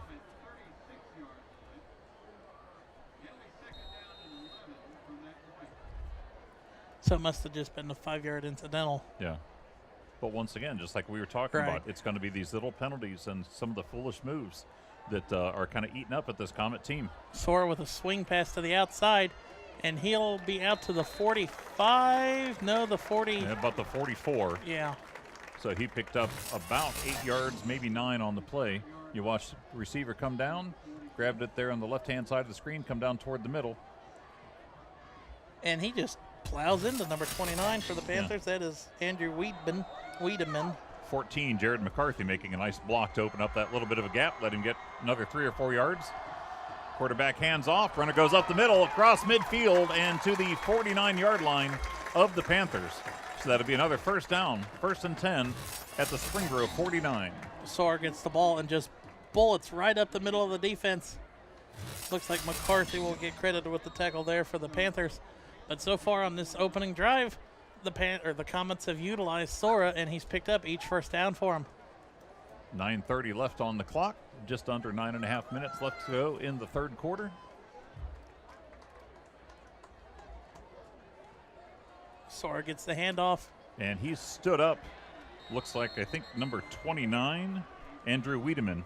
Looks like Wiedemann hit him, stood him upright, and then a couple other guys drove him back to the line of scrimmage, maybe just a little bit behind. But it looks like forward progress is going to go to about the 47. So, yeah, he ended up picking up about a yard. See Sora run right up the middle. Yeah, he gets hit right there. That would have been one of the times for Adams to keep it and run around the outside if he could have. Now we have whistle blows. Official stoppage. Yeah, it looks like another Springboro helmet malfunction. Looks like a chin strap or something's come a little bit loose and doesn't want to pop back into place.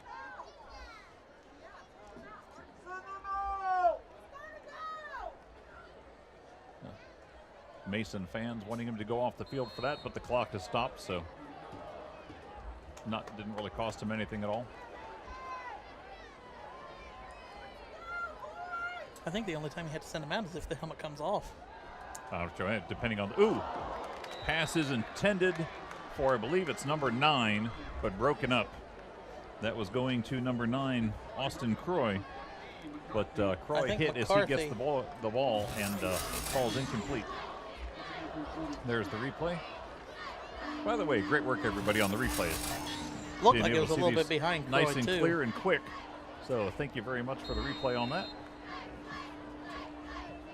Got number 18 for the Comets checking in, Alec Dargis.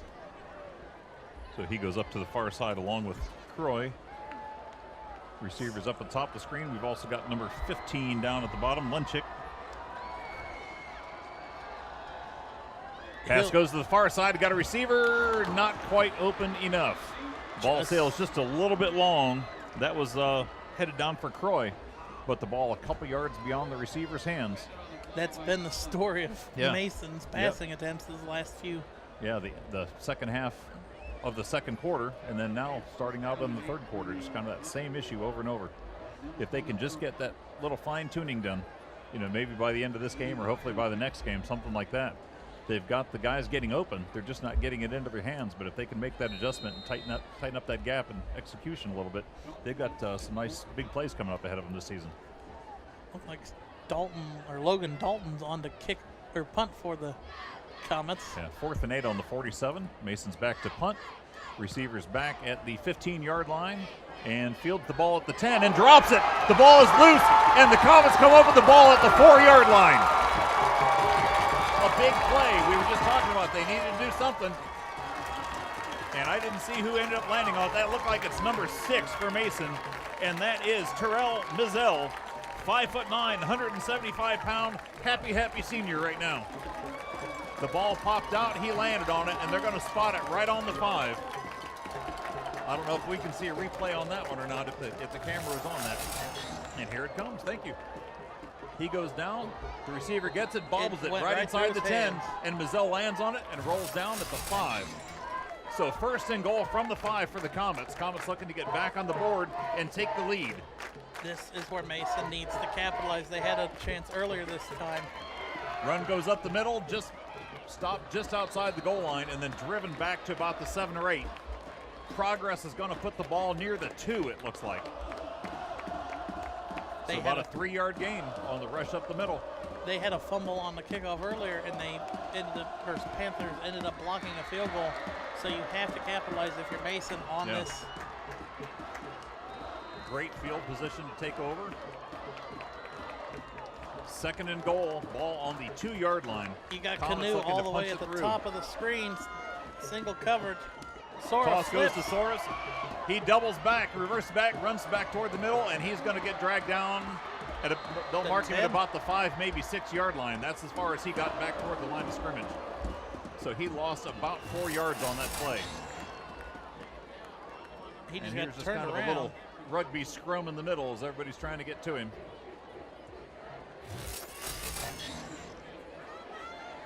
Looked like even maybe Jake Harris, the quarterback, trying to help push him forward a little bit and help break him free, but wasn't enough to break him free.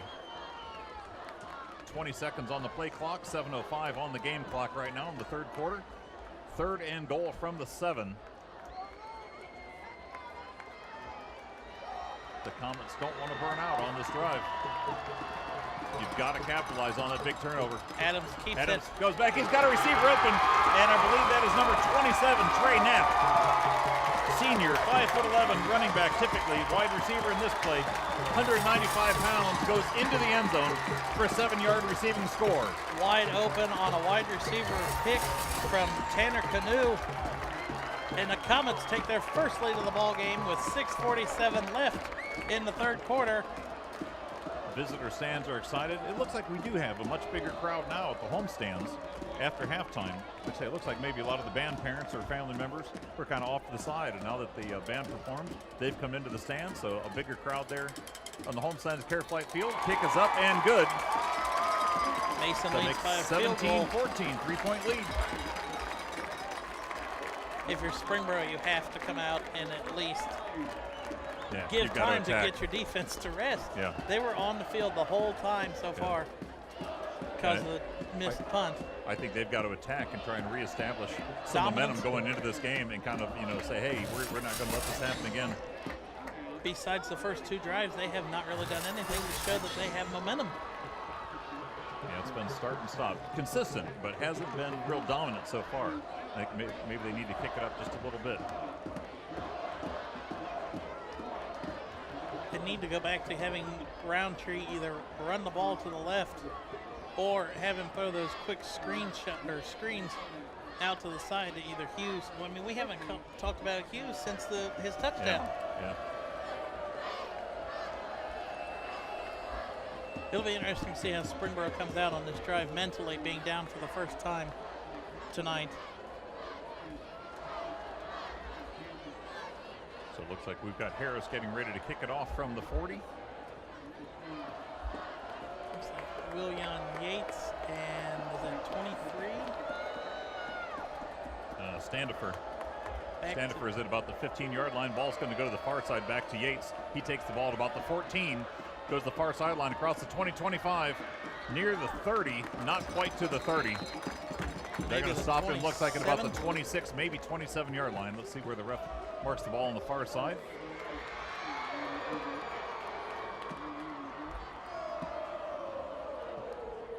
Charles Sipe for the Comets, going back to retrieve the tee.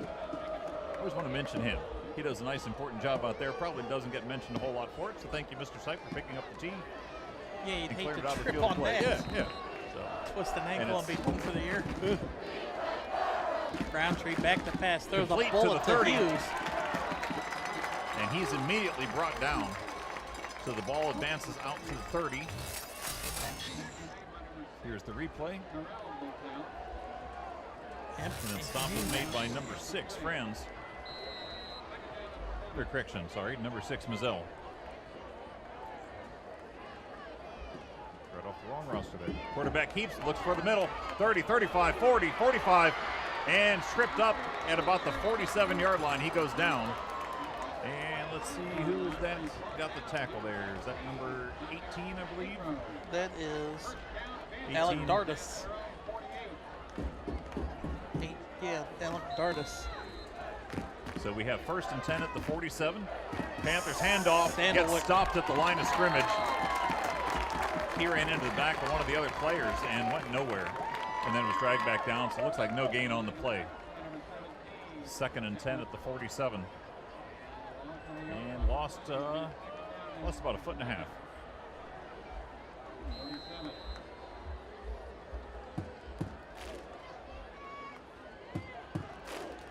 Roundtree, quick pass out to, it's Hughes again, and he is grabbed by the foot.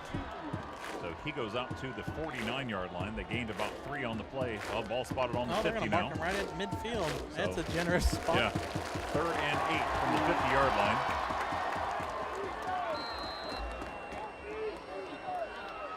Panthers trying to pick up some momentum here. You see moving a bit quicker, trying to make these plays happen. Pass is batted down by number 7, and that is Chase Evans. 6'2" and 229 pounds of denial right there. Not letting that ball get to the receiver. So 4th and 8, and that's going to bring out the punting team for the Panthers. You saw that big white taped hand come up out of the air and just swat it down like a fly swatter swatting at a fly. Hey, keep in mind, Roundtree is the punter, so he could throw it on the run if he had to. Yeah, I don't think they're going to want to do that with this field position, though. Take a chance on it. High kick goes not very far. The ball's going to land at about the 36-yard line. Ooh. The ball is down by number 23 for the Panthers, and that is Peyton Standifer. Standifer jumps up for the ball, goes over the back of one of his other guys, and ends up kind of getting slammed to the ground accidentally. So luckily, he landed safely. Watch up toward the top of your screen. You're going to see Standiford go up for it, and he comes down on the back of number 10. Hard on his left shoulder. Cam Inglekay. And luckily, he gets up and walks off that. Sometimes the guys don't move very well after that play, or after that landing. I see some Advil in his future. I think so. Yeah. Not a very high score from the Olympic judges on the stick. And Russia gives it a 0.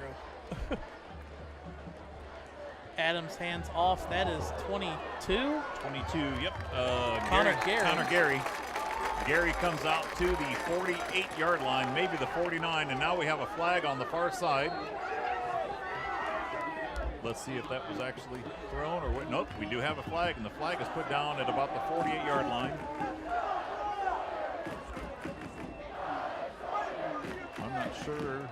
We were looking at the runner and didn't see it in the back, or not in the backfield, but in the defensive backfield. Maybe if we can see a replay of that last play.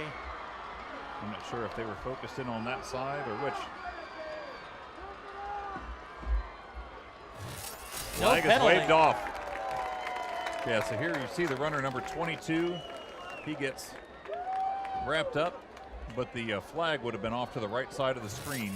I don't see anything. Yeah, we didn't that see would've- anything there. So Good, flag no. is waved off. We've got 2nd and 3 from the 43. It's always good to throw the flag if you're not sure and then talk Right. about it and wave it off. Right. Comets 2 receivers at the top of the screen, 1 receiver at the bottom. Quarterback keeps. He comes the near side to the 50, 45, 40, and goes out of bounds at about the 37-yard line. So that's going to pick up a nice first down for the Comets. Their tail's burning a little bit brighter. 1st and 10, ball now on the 37 of the Panthers. Comets picking up a bit of momentum now. Official stoppage on the far side.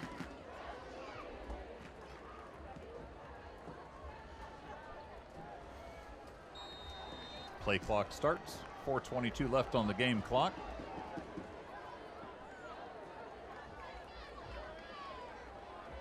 Game clock will start at the snap. Quarterback keeper near side again. Picks Adams up 5, has a picks up 10, hole. 15 at the sideline. Is run out of bounds at the 20-yard line by number 14, Jared McCarthy, a junior defensive back for the Panthers. 5'11", 180 pounds. You may see him at the bottom of the screen as the quarterback keeps and comes down. 14 is going to come out of the side and just give him a nice little tap, push him out of bounds. Smart play. He Yeah. knows he's got the guy. He doesn't have to lower his head or his shoulder. No, don't take the risk of And you were injury. right there on just the tap him sideline. right outside. Yeah. So smart heads-up play, literally, by number 14, McCarthy. High snap, handoff to Sora.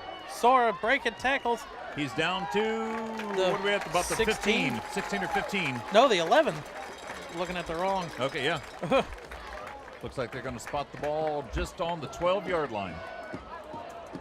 So we've got 2nd and 2. I mean, watch Sora, the 21, go through the middle of your screen, and he is dragging bodies with him. And that looked like a generous spot. Where he went down looked like closer to the 15 like we initially called it. But that was a heck Sora of a gets gain the on the handoff. spot there. He Sora spins around up the middle and gets down to just inside the 10-yard line to maybe the 8. So that should be enough for a first down. Yep, 1st and goal. And the ball is now on the either 7 or 8-yard line.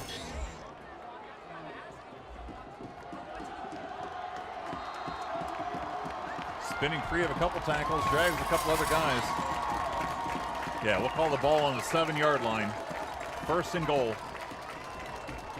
Mason with a 3-point lead, 17-14. Just over 3:14 left in the 3rd quarter. Sora gets the handoff. Handoff up the middle. He cuts toward the inside, gets down to about the 3. And he goes, touchdown is signaled. The ref on the far side saw him break the plane and signaled touchdown. So Sora goes 7 yards in for rushing score. Here's the replay already. Sora cuts back in at the 5, gets wrapped up, and manages to stay on his feet. Spin move there. Looking at his knees, and he backs his way into the end zone. That's And you it looks don't like- give up. I would give the assist on that one, number 67, Emmerich Mosier. And the kick is Mosier up looks and like he good. was able to get behind the runner and just kind of help push him forward and propel him, and got him the last couple yards and into the end zone. Springboro 2 touchdowns in about 6 minutes. Yeah. And have taken a 10-point lead 10-point late in lead. the 3rd quarter. 3:04 left in the 3rd. And the tide has turned a little bit.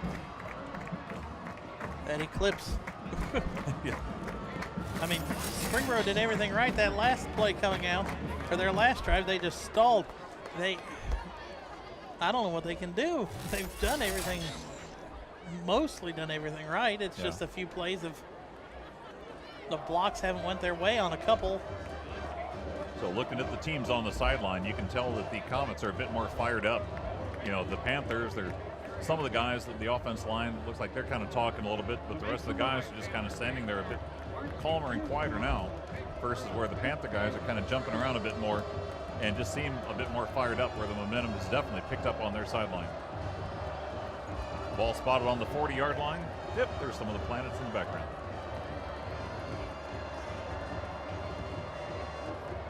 I mean, Springboro is by far not out of this game yet. No, not at all. I mean, they have the ability to score. Oh, high. Shorter kick to the near side. Fair catch fielded called. at the 33-yard line, and that's fielded by number 10, Cam Engelke. Probably wasn't expecting to catch a ball tonight. No, yeah, that's kind of the second time they've done pretty much that same play. This is decent starting field position for the Panthers, and they have to take advantage of this. Looks like they're spotting the ball on the 35-yard line. 1st and 10 Springboro at their own 35.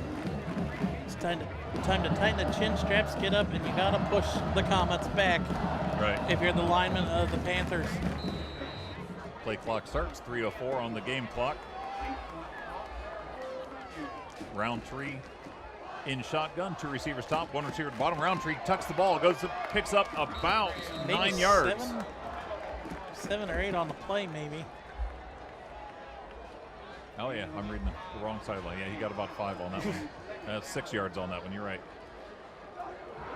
So we'll call it 2nd and 4 at the 41. Quick pass shot to the out to far Yates. side, complete to Yates. He has the first down and close to midfield, maybe at the 48. 48.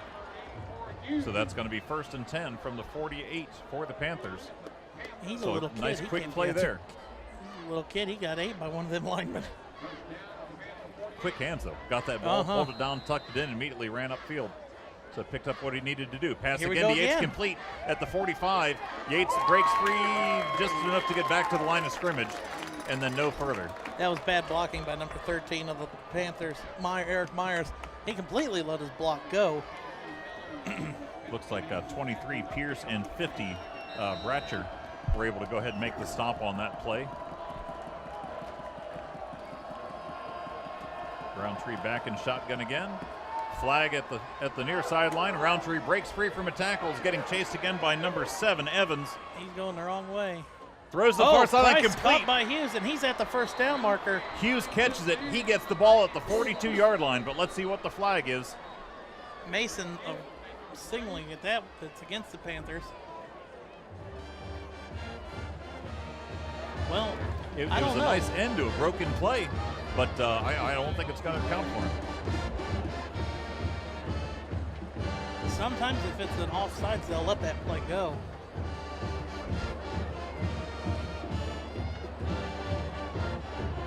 Because that flag came out really quick, and normally if it's an offsides or a false start, they'll throw it.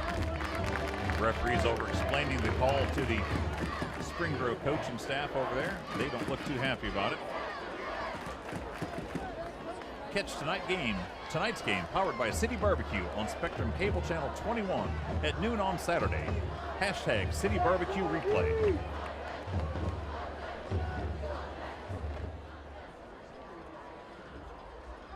Once again, thank you to both Miami Valley Adaptive Sports and City Barbecue for their sponsorship of not only tonight's game, week number 1, but also this entire season of the Miami Valley Communications Council Game of the Week here on Spectrum Cable Channel 21 or online at MVCC.net.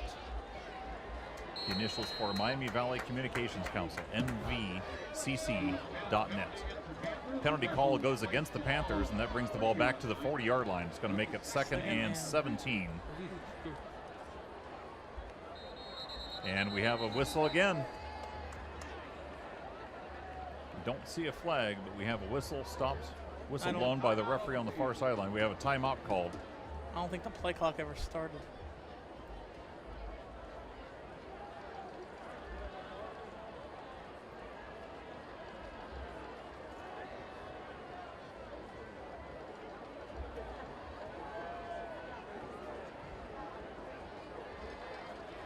Okay, I think it's only 2nd and 15. Okay. Misspotted the ball. I don't Yeah. know. Ball moved back to the. It's not on the 48 the way the scoreboard says. It's on the 43. Long Roundtree pass goes going downfield deep. and sails too long. Intended to Hughes. Quarterback was hit just after he released the ball, and I believe that was number 57, Zaid Hamden. So Roundtree took a shot, but was able to get the pass that was off. a shot to the head too. That should have been called. But sailed the ball 2 or 3 yards past the receiver and falls incomplete. So 3rd and 15, ball on the 43-yard line. Roundtree back. Going deep. Yates was trying to block for him. Passes intended for number 13, Eric Myers, and just off his fingertips.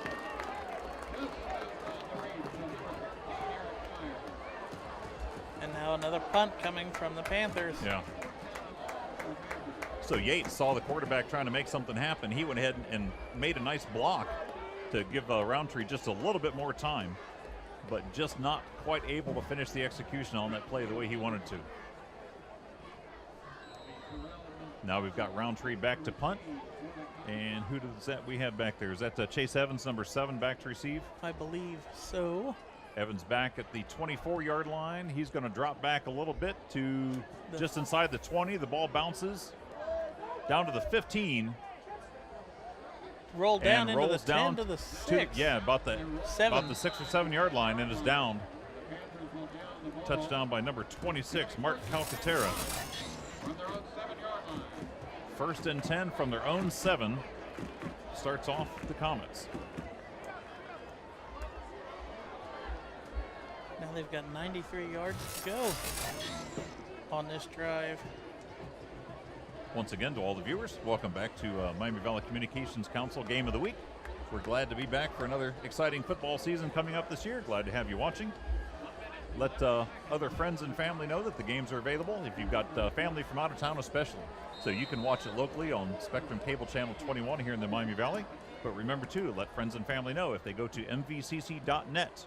Look for the streaming sports located on the main page, and they'll be able to watch whatever games of the week that are broadcast. And I believe also previous seasons are up on there as well. Yep. Quarterback wrapped up and brought down at the 2-yard line, maybe the 1. Maybe. That is number 57 for the Panthers, Quentin Quentin Webb. I'm a bit surprised. Watch on the finish here that he didn't try and bring him back down just inside for a safety, inside the end zone for a safety. That was if close. If he could have spun, maybe just planted his foot one more time. There's a beautiful shot of tonight's moon. 67 Cameron Piper correction. Getting some nice detail on the moon shot there.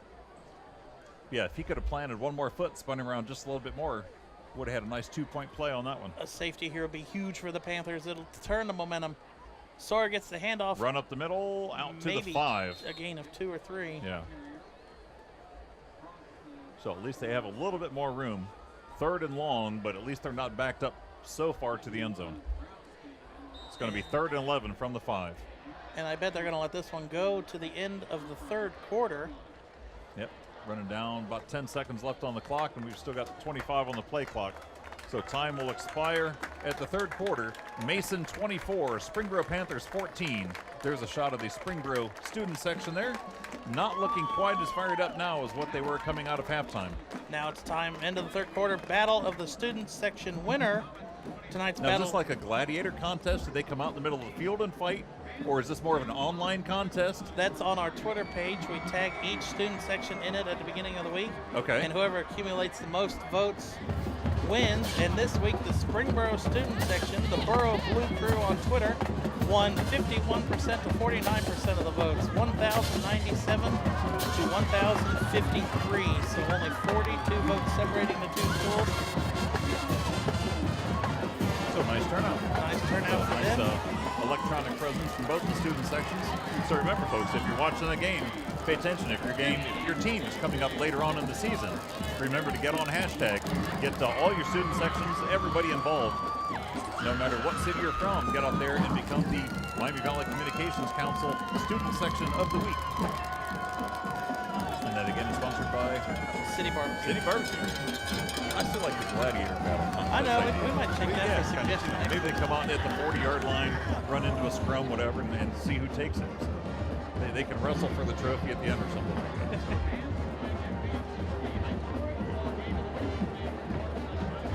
But That is the Mason band, pep band, here on the visitor stands. almost looks like alumni that had a full-fledged beard. Some of us had those advantages. Yeah. This is where Springboro's defense needs to step up. 3rd and long from the 5. You can only say it so many times. You just got to get up and you got to hit someone. Yeah. Here we go, fourth quarter action. 4th and final quarter. Springboro down 10. 12 minutes left in tonight's opening broadcast. Tonight's game number 1, game of the week, Miami Valley Communications Council game Adams of the week. keeps it. Run goes to Adams the far side and has out a to first about the down. 18-yard line. So That'll be enough for a first that's down. for a first. He got it just enough. Here's the replay. Run goes across. That's Adams, keeps the ball and moves out. And he finally, he got it just by about a yard or so. They hit him at about the 16 or 17, and he was able to go out of bounds at the 19, just enough to pick up the play. Actually, ball spotted at the 18, but just enough to pick up the first down. Maybe if they could have pushed him out of bounds just a little bit further, they might have saved that play. But Sawyer gets the handoff up the middle. he's got room. He gets dragged down from behind, and that is number 29. And that is Wiedemann making that tackle on there. So the ball now spotted at the 31-yard line, and we've got 1st and 10 once again. So they got about a 13-yard gain on that play. This is where Springboro has to start bringing out the blitzes and just trying to. I mean, you know, Mason's not going to take a chance and throw it and risk an interception or a turnover or stopping the clock at this point. I mean, they're driving the play clock all the way down. It's at 4 now. Handoff up the Number middle 3. and lost maybe a yard. Nope, he's still moving. It looked like Logan Dalton with the carry. Yep. Dalton's the one that had it, you're right. Here's the replay, runs right up the middle, gets stopped. He's able to bounce free. I thought he was down, but he scored it right underneath 2 of the defenders, and it ended up picking up about another 2 yards or so. I think that was Max Yost with the first one to hit make contact for the Panthers. So they end up spotting it 2-yard advance. So 2nd and 8, ball now marked on the 33-yard line of Mason. Mason currently with a 10-point lead and hoping to extend that. They won by 14 last year in the season opener. Sora gets the handoff. Sora will not have the first down. It'll be close.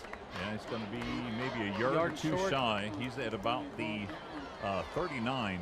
Looks like where they're going to spot the ball. Once again, here's the replay coming up.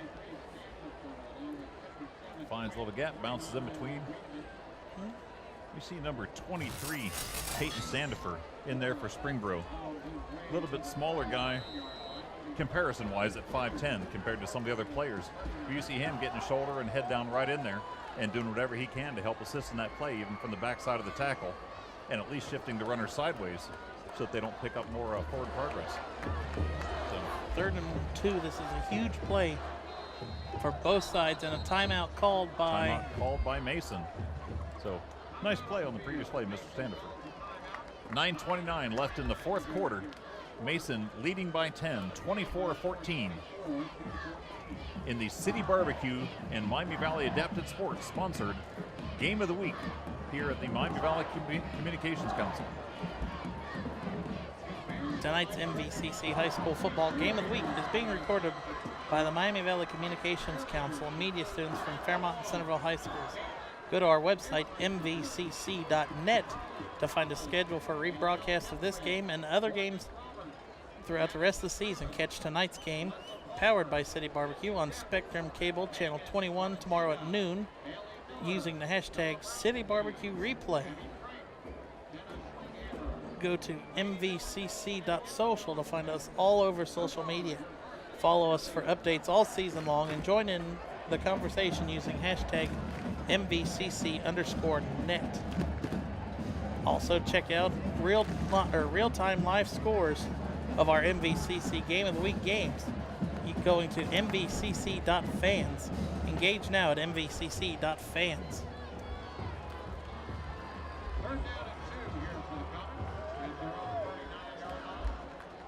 Once again, game 2 coming up next week is going to be Northridge at West Carrollton, and then week 3 will be Loveland at Miamisburg. So go ahead and mark that on your calendar if you want to watch some exciting games coming up. Sora with a big play to the outside. He's Sora's across still 30, going. 30, 25, 20. And he's Great going to be into the end zone.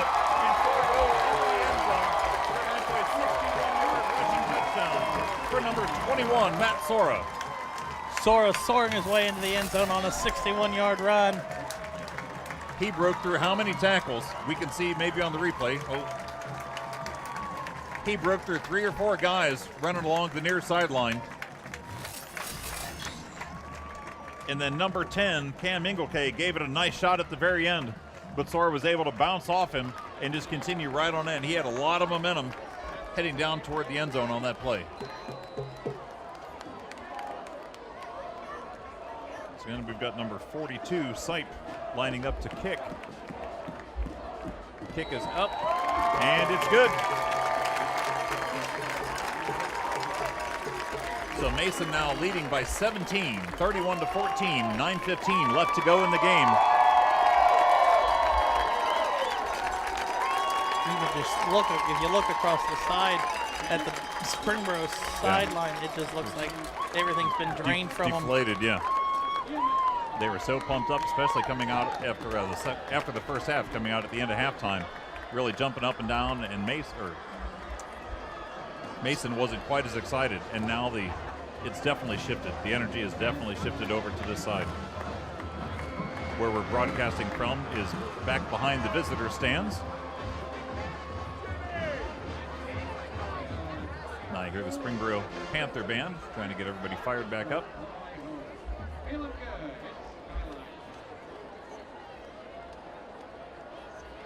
Now it looks like we've got Sipe getting ready for the Mason kickoff.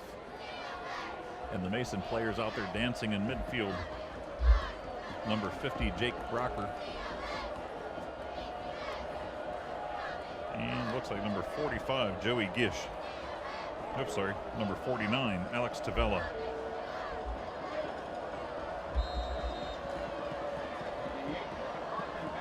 $9:15 to go. Kicking from the near hash, right side of your screen, kicking toward the left.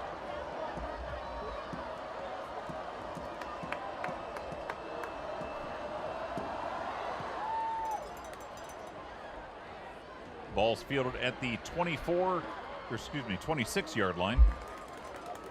And the runner comes back out to about the 32. So a 6-yard return. And it looks like they're going to spot the ball on the 33, so 7-yard return. So Panthers take over 1st and 10 from their own 37.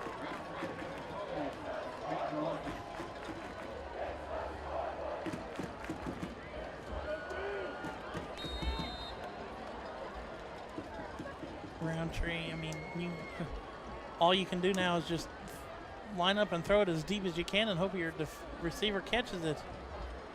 If they can capture some of the earlier momentum. Roundtree finds a gap in the middle and moves across the 40 to the 41. Gains about 4 on the play. They'll mark it as 3, so 2nd and 7 from the 41.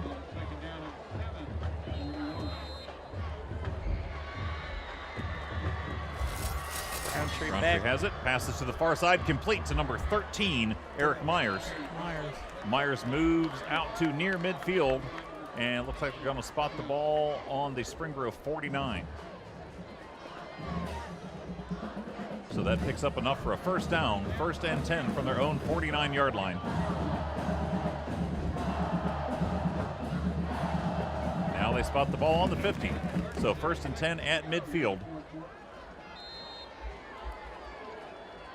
Clock is running, 8:35, 8:34, 8:33. Hughes. Receiver goes to the far side, or Hughes excuse me, keeps runner the goes end to the far around. side and picks up about 1.5 yards. Ball goes across midfield and down to the Comet 49, maybe 48. So where they spot. Ball's going to be spotted on the 48. So 2nd and 2 from the 48.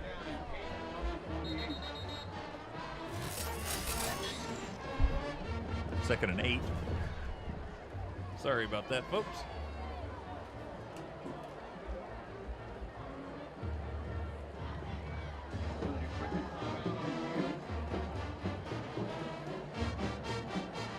Has a shot of the pet band there for a little bit.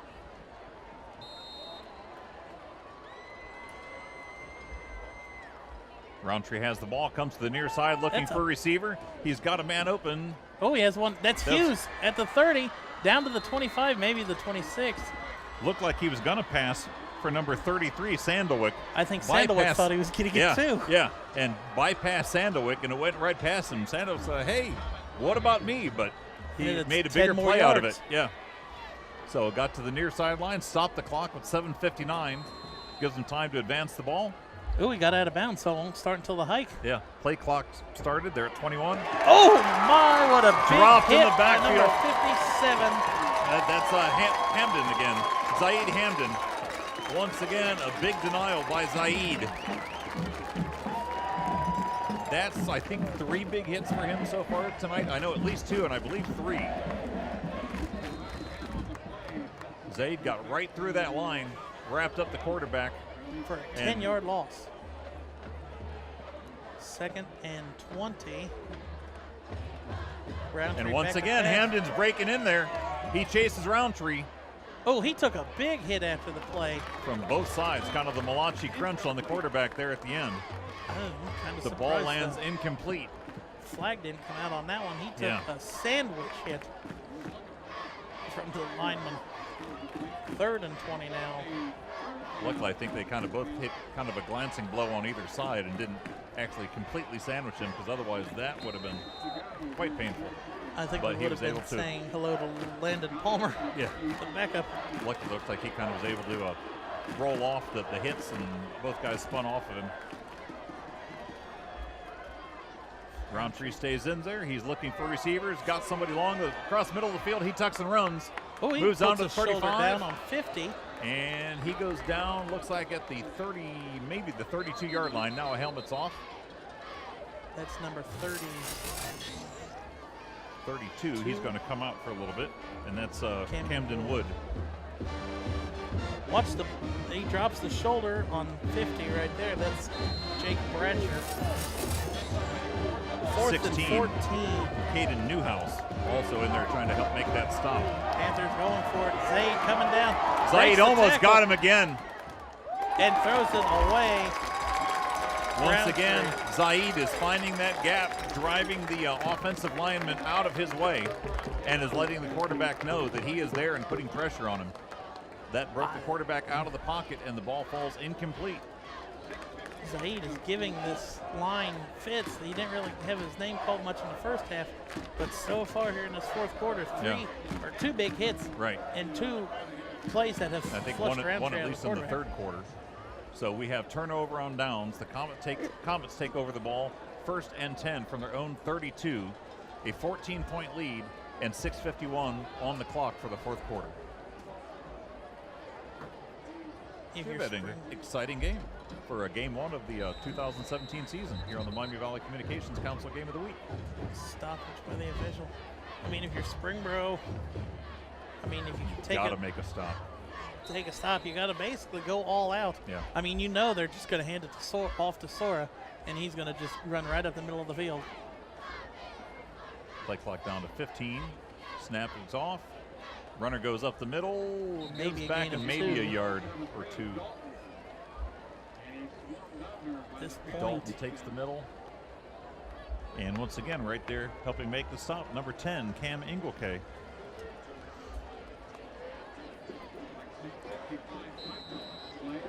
Play clock starts, 6:28, now 6:27 on the game clock. Ball spotted at the 34-yard line, 2nd and 8. A gain of 2 on the previous play.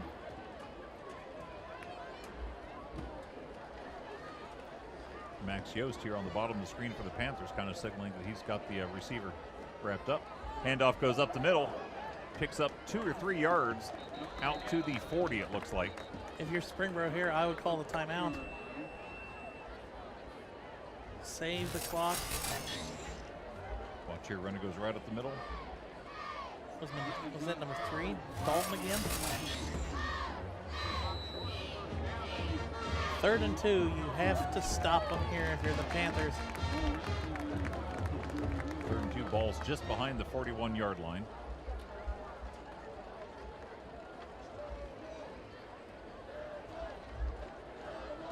Comets looking to keep the momentum and drive at least another 2 yards now and pick up another series. Soar gets the handoff. He's got the first. I think he's driven back, but the ball's going to be spotted at the 42 and a half, and I think he's got just enough for the first.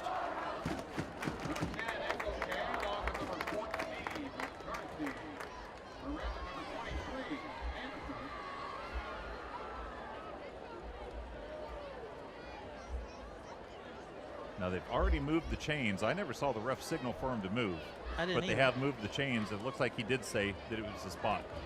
The referee on the near side saw exactly where the runner went down, and he was also standing right by the chain gang.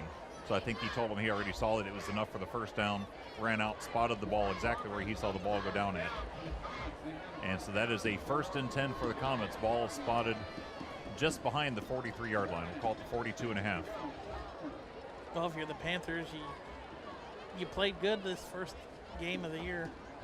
I mean, you lost to Mason last year in the first game of the year and still made the playoffs. And wrapped Dalton up by number 23. Standifer, yeah, makes that play. So a loss of about 2 or 3 on that play. You lost to Mason week 1 last year and still rattled off. I think they didn't lose a game for a while. Ended up 8-4 for the season, so had a good season there. So.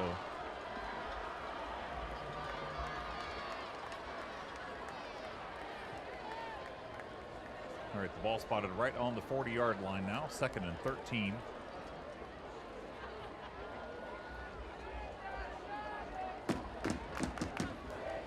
Adams takes the snap. Dalton gets the handoff, and he maybe gets back to the line of scrimmage. Yeah, line of scrimmage.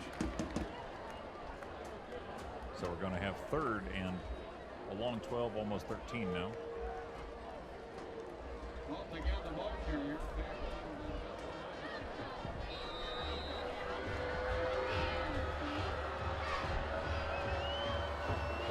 Third and long for the Comets, but they do have a 17-point lead.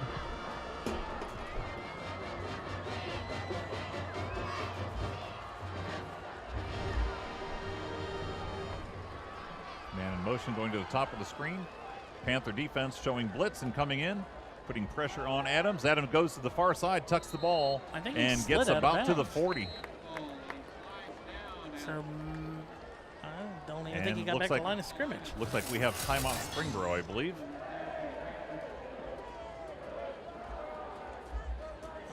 He slid just across the 40. Yeah, so we do official call is timeout Springboro, so we've got just a little bit of a break in the action. So a nice, exciting game on a beautiful evening out here. We've still got a great evening down here in Springboro, Ohio, in the Miami Valley. Once again, Miami Valley Communications Council is doing the game of the week. Jared Bergstrom and Michael Schleicher, myself, are here broadcasting the game tonight, sponsored by City Barbecue and Miami Valley Adapted Sports. So check out MVAS, Miami Valley Adapted Sports.org for more information about them. They are a Paralympic sports club that provides recreational and competitive sporting opportunities for individuals with physical disabilities. Visit Miami Valley Adapted Sports.org for more information. And I know we've seen them do a couple wheelchair basketball games over the last 2 or 3 years. Mm-hmm. They're good. It's an exciting game. A whole lot better than me. We also got to watch a charity event the last couple years where some of the team members have gone out and played against some of the, I believe, orthopedic physicians and, from the Wright State Hospital area. And we've had an exciting time going out and watching those and seeing everybody and talking with all the competitors and the doctors and everybody. So if you get a chance, stop on out, check that out online and come out and see an exciting game. Comets punts, kind of a soccer-style kick. And that gun is going to go out of bounds, it looks like at about the 36-yard line. I didn't even see where it went out. Yeah, went out. Oh, the 40, he's still walking up. Landed at about the 36, but I'm not sure. They're going to mark it where it crossed the line, 43-yard line. Yeah, so they're going to say it broke the plane to the sideline at the 43. That'll be 1st and 10 Panthers at their own 43. And so once again, check out City Barbecue as well. Thank you again for sponsoring the events this evening. Locations here in the Miami Valley, in Beaver Creek, Centerville, Westchester, Blue Ash, and Eastgate. Also in Kentucky, Florence, Highland Heights, Richmond Road, and Hardsburg. Roundtree has some time. He fires, gets the ball complete 13. At about the 45-yard line. That's number 13, Eric Myers, has the completion. That picks up a Panther first down. So it'll be 1st and 10. He moves down to the 43-yard line. And we have just under 3 minutes on the clock, 2:54 on the game clock. That'll run at the snap. 84 is open on the near sideline. Catches it, has the first down, and gets out of bounds. 84, Chris Hughes catches the ball, and he gets out of bounds on the near sideline, and that looks like he's just inside the 30 or right on the, nope, on the 31 is where they'll spot the ball. So once again, a first down, 1st and 10 on the Comet 31. Now both bands kind of playing at the same time, trying to fire up their respective teams. Roundtree is about to get hit. He breaks free. He comes out of the pocket and picks up yardage and goes out of bounds near the 15, it looks like. Enough for the first down. Yeah. So 3 plays, 3 first downs for the Panthers. But watch, he's about to get drilled. He gets 2 guys right behind him. Casey Miller and number 31. Yeah, and it looks like if 31, Ben White. Ben White Jr. If 31 hadn't come in, I think number 4, Miller, might have gotten him. But the 2 players ended up colliding, coming from different directions. And Roundtree was able to get away from it. So we have a timeout on the field. Mason. 2:38 left in the game.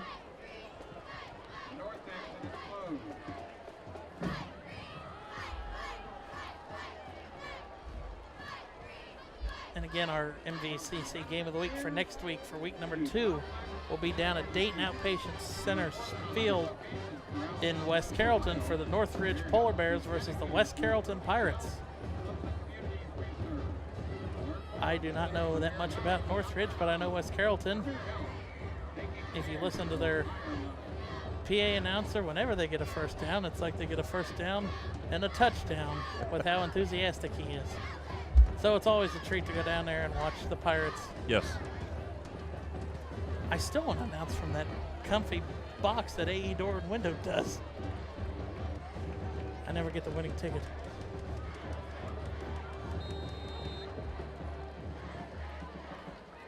Roundtree throw. Standifer is down in the end zone. He was open. Now the pass comes back. Yates with a touchdown. He's got it for the Panthers. Yates went around his receiver, tucked back inside, and came back forward a little bit. Was able to get separation and is able to grab the ball. Watch Roundtree here thread the needle on this pass. And Yates just steps in between the two. 19 for 6 for the Comets. Yeah, Looks like Mizell could have had a touch on it. Another nice shot of the moon this evening. Pretty moon up here above, right above the Care Flight Field sign on the home stands here in Springboro, Ohio. Timeout again by the refs. Yeah, calling one of the players off. Not sure. Number if it's 2 again. equipment. Jalen Johnson.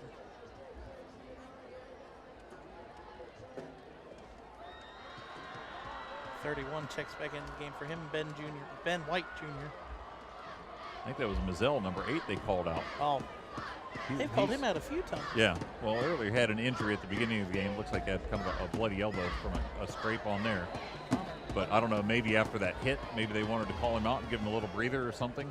I'm not quite sure, but he's on the sideline now for the kick. Kick is up, and it looks like it's good.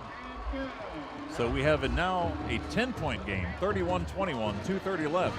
I bet I know what's coming next. I'm thinking a short kick. Onside? Yeah, something like that. One of those people up in the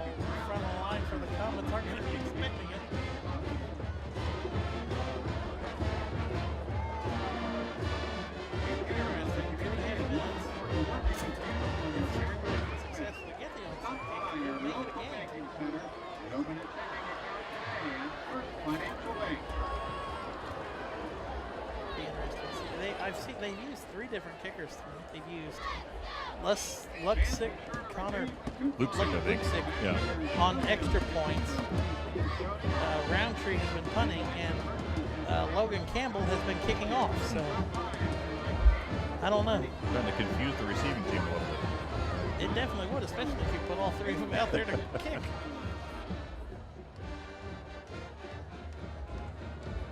I don't remember which game it was we had last year where there were 2 kickers ran up toward the ball, and then you never knew which guy was going to kick it. I don't remember which team it was, but I had never really seen that before. Both guys approached the ball, and then one guy would end up booting it downfield. One guy would kind of veer off at the last second. So it was interesting to see, and you never knew which direction the ball was going to go. It looks like they put Luxick out there. So if you're watching, it has to at least go to midfield for it to be a successful onside, or unless it ricochets. So, yep. The ball High bounce. bounced at the It's 50, live. touched loose, and it looks like it's recovered by the Comets back at the 43, maybe 44-yard line. The Comets do have the ball. 2:26 left. Not sure who ended up with it. That might have been number 16, Caden Newhouse. Not quite sure there after it kind of bounced loose and everybody jumped into the pile. So 1st and 10, the ball is spotted on the 44-yard line of the Comets.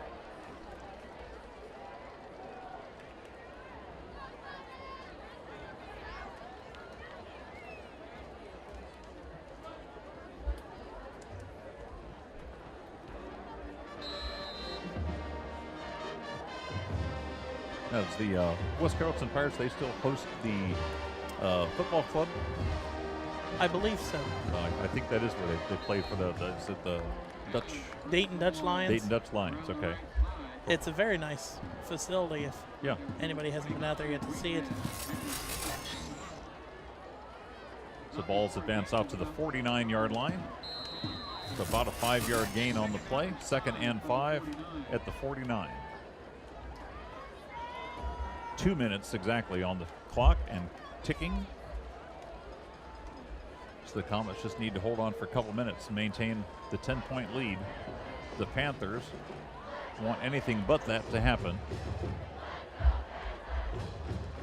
4-man strong at the front of the line. The run comes up the middle, breaks free, and moves about 3 yards forward.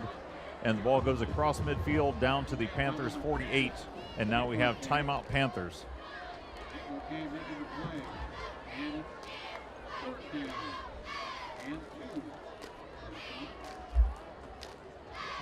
Well, Mason can wrap this game up and take momentum into, who did you say they play next week? Mason is going to play a home game against Withrow on September 1st. All right. And I think Springboro plays Middletown next week in Middletown. At Middletown, yes. So once again, Panthers upcoming schedule. September 1st at Middletown. September 8th home versus Winton Woods. The 15th at Fairmont. 21st, a Thursday night game against Centerville at Centerville High School. It's going to be a Thursday night broadcast in the Miami Valley. September 29th, home versus Beaver Creek. October 6th at Miamisburg. October 13th at Fairborn. And ending up with 2 home games. October 20th versus Northmont and 27th versus Lebanon.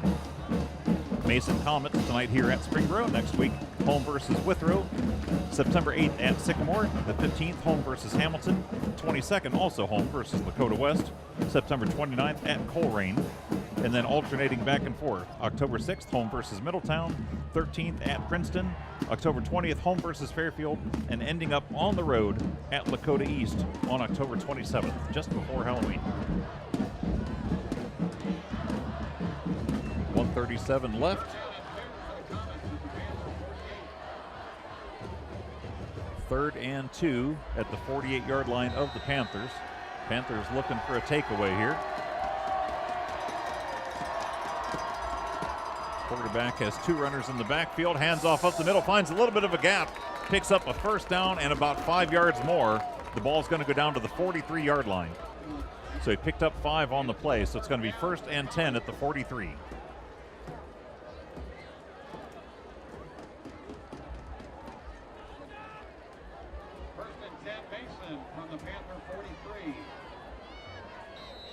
Go to mvcc.social to find us all over social media. Follow us for updates all season long and join in the conversation using the hashtag MVCC_net. Or check out mvcc.fans for real-time live scores on our MVCC Game of the Week games.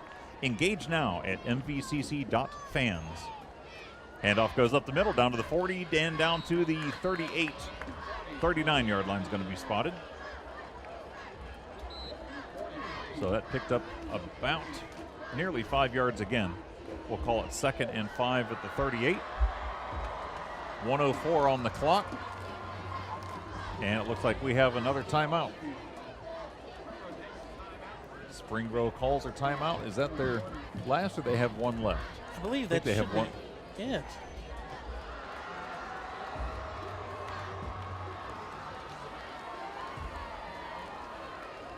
Because that's 2 recently. I don't know if they used one earlier in the half or not.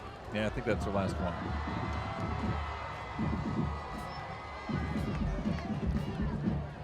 Yeah, that's Springboro's final timeout. 1:04 left in the game. It's good to see that the student section's still here. Yes. That almost looks like that's all that's here left for the Panthers. But still full of pride. Just week 1 loss. This one won't make or break your season. Well, game's not over. Still got a minute 4. You never know. True. But we'll see what happens. Remember, tonight's MVCC High School Football Game of the Week is being recorded by the Miami Valley Communications Council and media students from Fairmont and Centerville High Schools. Go to our website, mvcc.net, to find a schedule for rebroadcasts of this and other games for the 2017 season or even previous seasons if you want to watch some of the previous games that have been recorded. The students from both schools go up and work with the Fairmont High School in the media program and get to go up there to learn the equipment, get hands-on experience doing the operations of all the videography, camera operations, microphone operations, setup, tear down, running the equipment, doing broadcasts, all sorts of things. I believe you were in that program, weren't you? 2 years I spent in that program at the school. Okay. And loved every minute of it. Okay. And still here with the Communications Council now. Comets take a knee to let the clock run. That should do it. And that will do it. That'll be the final in our MVCC City Barbecue Game 1, Week 1 Game of the Week. Well, Mason, go ahead. Mason comes into Careflight Field and steals a win from the hometown Panthers by 10, 31-21.